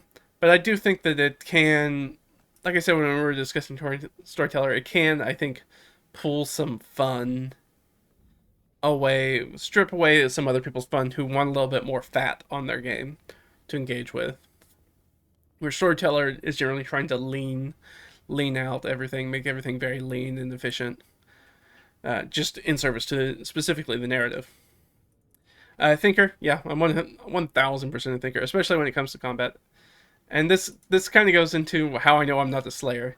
So I started playing this sort of meta game with myself a long time ago, where I started as being like, how long can I go before I have to roll dice in general, or how can I try with a game that is so focused on combat and the mechanics are so focused on combat, how can I what kind of hoops can I jump through to not have to go do combat? That became a weird sort of meta game for me and myself that I still kind of play now. And that's sort of the thinker side of me, because so many of the resources are based on combat abilities. So instead, you just take that and you hop over and you start thinking about, okay, well, the best way to not use those resources is then to not get into combat. So how do I go about how do I talk to people more? How do I sneak around problems more? How do I, instead of fighting bad guys, can I buy them off? Especially in the game like D&D 5e, where you end up with so much gold and not anything to spend that gold on. You're just like, okay, well, what if I just paid them off? I have so much gold. I don't have anything to use this gold for, so why don't I just go spend it? Like I don't need it for anything. I can't, especially in base 5e when you're like, I can't spend this money on magic items, which is generally in older editions you have like so much money, but you can spend it on magic items because it has that economy. Now I have a bunch of money that I can't spend on anything. If we're following the loot rules of 5e, which I don't, but if we were, um, so for me, I'm like, oh, well, I could maybe just like buy stuff and pay for people's things and be a generally magnanimous sort of character in general, and it really changed the way that I engage with the game, and it's a lot more fun now to be like, oh, well, because remember, I'm looking for efficiency. I have a resource that I generally can't use, which is money. So why don't I spend the money on things? I could buy people's employ. I can buy their loyalty. I can buy them homes and items and all sorts of things. I can invest in businesses. I can do all these sorts of things that we wish people with a lot of money did in the real world, I think, a lot of times, who instead just hoard it for themselves like Scrooge McDuck. So wanting those sorts of things instead. So that's sort of how I ended up in Thinker, and that's how I leveraged Thinker to be something other than just minimizing combat stuff. So that's sort of my approach to it. And Watcher. So you might be surprised that I didn't put Watcher as the thing, because I think a lot of people would immediately put themselves, oh well, I engage with the game, so I'm not a Watcher. And I'm like, but I don't know about you, but I am a Watcher. I'm perfectly happy to not be in the scene and watch my friends playing the game. Like I said, I like to stay engaged in the game. I don't usually have my phone out or stuff at the game unless I'm waiting for somebody specific. The only time that I'm going to take sort of my phone out of the game is, well, first we're taking a break or whatever, so I'm just going to check my phone. But if we're actively playing, I'm only going to take out my phone uh, pretty much if I'm waiting specifically on some sort of communication. Like I have an outside the game reason, outside outside our meet why we're meeting here. Like if I'm waiting for somebody to get back to me about something, or they're supposed to, one of my significant others text me or something like that. If I'm waiting for something like that, then obviously I'm going to try to check my phone more frequently. But I still don't keep it out like on the table. And then the other part is like if I'm specifically want to go out of my way to not pay attention to what's going on in the scene. So if they're doing something that I'm not supposed to pay attention to, like my character, there's no reason my character should know this. And as that sort of thinker that I am, I'm always tempted by the forbidden fruit of meta knowledge. I always want it. It tastes so sweet. And I do my best to not cross that boundary, but sometimes that's easier to just be like, I am literally just going to go focus on something else till they're done with their scene. And so as soon as they're back and somebody engages me, I'm like, oh, okay, cool. I put my phone away. And then if it's something that, and that's different, like if it's knowledge that I think at the end of the scene they'll be like, okay, and then I tell the rest of the group, then I'm going to pay attention during that scene so they don't have to actually recap the scene for me. But if it's something like they're doing off doing their own like sort of secret submission that does something with their background that they've been keeping a secret from everybody, well, I don't want to listen to that because I don't want to conflate what I know as a player with what I know as a character. So I'm going to try specifically not to pay attention to this scene. So that's when I'm going to pull out my phone and start farting around on it and doing stuff with it. So yeah, and those are sort of the things. So that's why I think I am a watcher, because I genuinely enjoy watching my friends have their own scenes and watching their stories and knowing that stuff. That again, I also have that storyteller in me, so I want to know the full scope of the story, if at all possible. So I want that stuff too.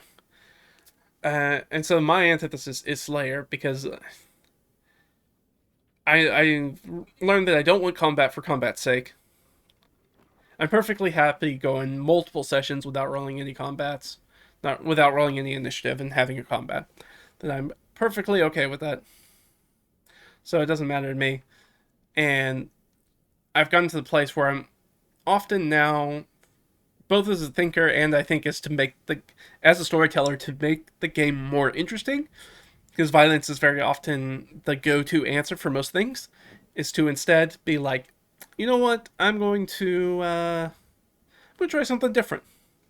I'm going to try to see how long I can go without having to roll dice, and how many things I can get without having to get into combat. Try to find some other resolution to this situation. Which includes me as a thinker being like, how can I just ambush this character? How can we ambush this character or make a trap for this monster so we don't really have to fight it, so we can just kind of kill it outright? Sometimes that's the solution instead. But that's for something else. So that is, these I think are important to know about you. And I'd like you to do the same for another group. Think about another group. Think about your group. And what do you think is each player's top 2 or 3 major player archetypes? And what do you think is the thing that they do the least of, or they're the least interested in? And that will help you understand. You'll start to see similarities. You'll probably have 1 or 2 archetypes that are going to kind of show themselves as being sort of the primary archetype of the group. And so for the maximal enjoyment of the group, to focus more scenes than not of your game, aspects of your game, around that sort of stuff. So if you have a whole bunch of power gamers, well, you know they're going to be into getting really sweet loot. They're going to be into showing off their power and doing those things. But also make sure that you're not totally forgetting any of that secondary stuff. Any of those sort of things. So we want that those sort of, we have the majority, but we want to make sure that the minority of player types aren't just totally forgotten. We want to make sure that they get touched on too. It's just, we're not going to have as much focus on, but we want to make sure that the actor has that haberdashery scene. If usually they don't get it, then maybe this time we do let them have it. And we do let them have like a 5-minute scene was back and forth with that.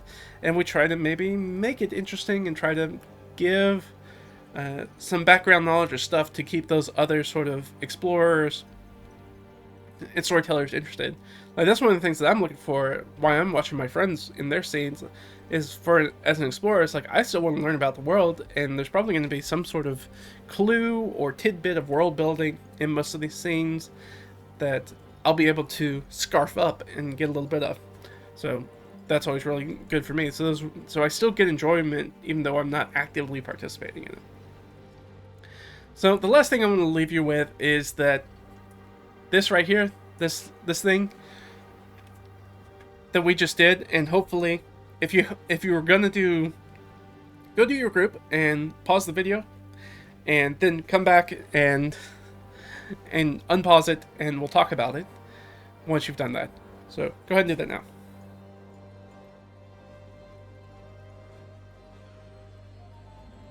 Okay, assumingly you're done.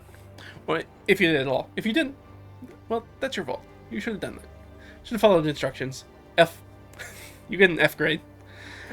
So, assuming, here's the important thing. This right here that we've just highlighted, that I just did for myself, this is not useless, but it is more useless than you think.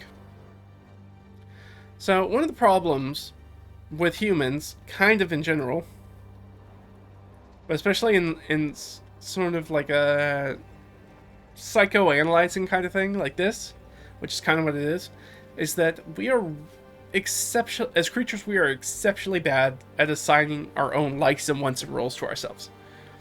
We are not very good at it. That's why, and I'm sure you've had this experience, I've had this experience, we've all had this experience, where you get that hype for something that you know you're going to love, you know you're going to enjoy it, you wait for it, and finally it comes out. It could be a video game, it might be, who knows, a dress you wanted to order, and it could be anything, and you get it, and you start engaging with it, and you're like, I don't like it as much as I thought I would. There's a couple things that are going on there. One, obviously, if you build up too much hype, you're never gonna get out of it what you put into it. As they say, the waiting is the best part. The other thing is that we are really bad at knowing ourselves, and we don't know what we want. We don't really know what makes us happy. We don't really understand our own foibles really well. That's why we have to do things like therapy, and why as social creatures, the people around us are oftentimes way, way better at defining who we are than we are about ourselves. Because they have a completely third-person, objective look at who you are. Right? That's why therapists work, right? Because somebody else, you can tell somebody your problems, and they can look at it from an objective, like, outside lens, and are able to interact with it that way. So they can see things much more clearly than you can see things about yourself. Same thing with this. So while this is somewhat helpful for me to do for myself, it's actually more helpful if you sit down with your group, and this is a good task for you. It's a good thing for getting ready to play a game in a session 0 kind of thing. This is some of the things that I send out to people beforehand, is I have them self-identify it. But if I know the group, and the group already knows itself, what I'll do is I'll actually have them fill out, ask them what the top 2 to 3 player archetypes are for everybody at the table, including myself as the Dungeon Master or player, as well as the Dungeon Master. And you'll notice that probably the other players are probably much more likely to be on the same page about your preferences, then you might be about your own preferences. And that goes for everybody around the table. That's why this is a useful tool as a dungeon master, because we're able to probably pretty clearly think about our characters. It probably didn't take you much time to be like, okay, they're probably an actor, and they're also kind of a slayer, and I don't know, maybe an instigator. They do like to get into trouble, and they like to put themselves into hot water pretty quickly. So, and you could probably do that for your players pretty quickly, but it becomes you might think you know yourself really well. But it's more helpful to have somebody else tell you this. Now, I think these are my top 3 and what I'm the antithesis of. But if I ask my friends, they might not have the same list as me. If I ask them to do it for myself. So, but this is also helpful for other people at the table when you're trying to think about whether this is a game you want to stay in as a player. If you're looking at the DM and you're like, this DM is always throwing like super hard, complex combats at us. It seems like maybe they got like a little power gamer in them. And they're always dropping some surprises on us, or anytime that we get stuck and they jump something onto us, something runs up on us, so they clearly got some instigator going on. And then, but they also want to watch us sort of go off and do our own thing. They also want us to be very character driven, rather than they have a massive story that they want to tell. They want us as player characters to have our own goals and things that we're trying to do. So I think they're also a watcher, that they're very interested in just being sort of sitting back and letting us do our thing and reacting to us. So then that kind of gives you an idea about, okay, how do I mesh with those 3 things? Do I find them throwing trouble onto us in the instigator thing very useful? How do I feel about super complex combats? If I'm a slayer, I might not like it because I just want to kill things. I don't really want to think about killing them. Or maybe I do. Maybe not. And how do I feel about their watcher status? Do I feel, if I don't have that sort of actor background where I come up with characters that have strong motivations that are tied into the world, that really have very specific, their own personal plots and agenda that they're trying to follow, is this going to be the right DM for me? Because they're going to want me to engage with that stuff at that level. So is this the right kind of game for me? Or do I maybe need to find a different group in Dungeon Master whose player types are maybe a little bit more aligned to mine? So if I do that, I'm more likely to have a good time. So if I have which I think this tells you a good idea about sort of where I sit as sort of a dungeon master too. It's because as a dungeon master, I like running the hex crawls, and there's this cool world for you guys to go to explore. But also, like, if you don't explore, then that just kind of falls by the wayside. So that's sort of my thing, and everything that you interact with might not be pertinent to the story, the ongoing plot of the game. That's the explorer side of me as a dungeon master. It's like, you just find stuff, and from my perspective, finding stuff is in itself enough of a joy to keep doing it, but a lot of players aren't like that. And a lot of players might be trying to being like, oh, well, he described this thing, and we found this thing, so it must be pertinent to the story that's going on. And I kind of need to tell them in the beginning and be like, hey, that's not always going to be the case. That is a lot of the time it's going to be the case. I'm not going to try to dump too much just inane world building on you that's not going to be actionable. I try to make it as actionable as possible, but it's like, sometimes it's just me to like little crumbs where I just tell you a little bit about the world. Right, that's all I'm doing is like, hey, by the way, there was this empire. It was here hundreds of years ago. Just so you know, this is the ruins of it. Probably not related to anything you're looking at right now. And I will just tell them that information while they're doing like their history or investigation checks, and they're like, it doesn't seem particularly cogent to what you're dealing with right now. But just so you know, that's where this ruin comes from. You're pretty sure. So just make it clear. That's what I learned. So thinker, this is the thinker part of me, which is, so I tend to run very, very hard combats. They tend to be, the monsters act, because I'm a thinker, the monsters act very aggressively. They're very efficient in their actions. They tend to have a lot of synergies. They tend to be pretty punishing combats. Not always. I've backed off that a lot, but that was a learned experience that I had to do because I that came from sort of my power gamer thinker background as a player and be like, oh, well, I'm going to make really tough combats, and also playing with people who were power gamers who needed tough combats to be challenged. And now I play with a much wider array of people who a lot of them don't fall under that power gamer or thinker mindset, so they don't really have that need. So I don't need to do that for them. That's why if you watch my solo RPG series or anything like that, you see that I kind of run a different scale of combats. I tend to have a lower difficulty combats, but then I'll have more bombs with them. But they'll also in that sort of thinker storyteller combination is that there's morale, and they'll run away and they'll make things more difficult for you if you don't stop them. And from the storyteller aspect, they act like real characters in the world who don't want to die. They don't want to just fight till they die unless they're unthinking enemies, constructs, undead, etc., or they're protecting their lair or young or something like that, where there's something that they're doing, or they're zealots. Something is more important to them than their life. But for most creatures, their life is their most important thing, and they will attack until it's clear that they're in the no-win situation, or they are getting more detriment than benefit from this encounter, and then they bug out.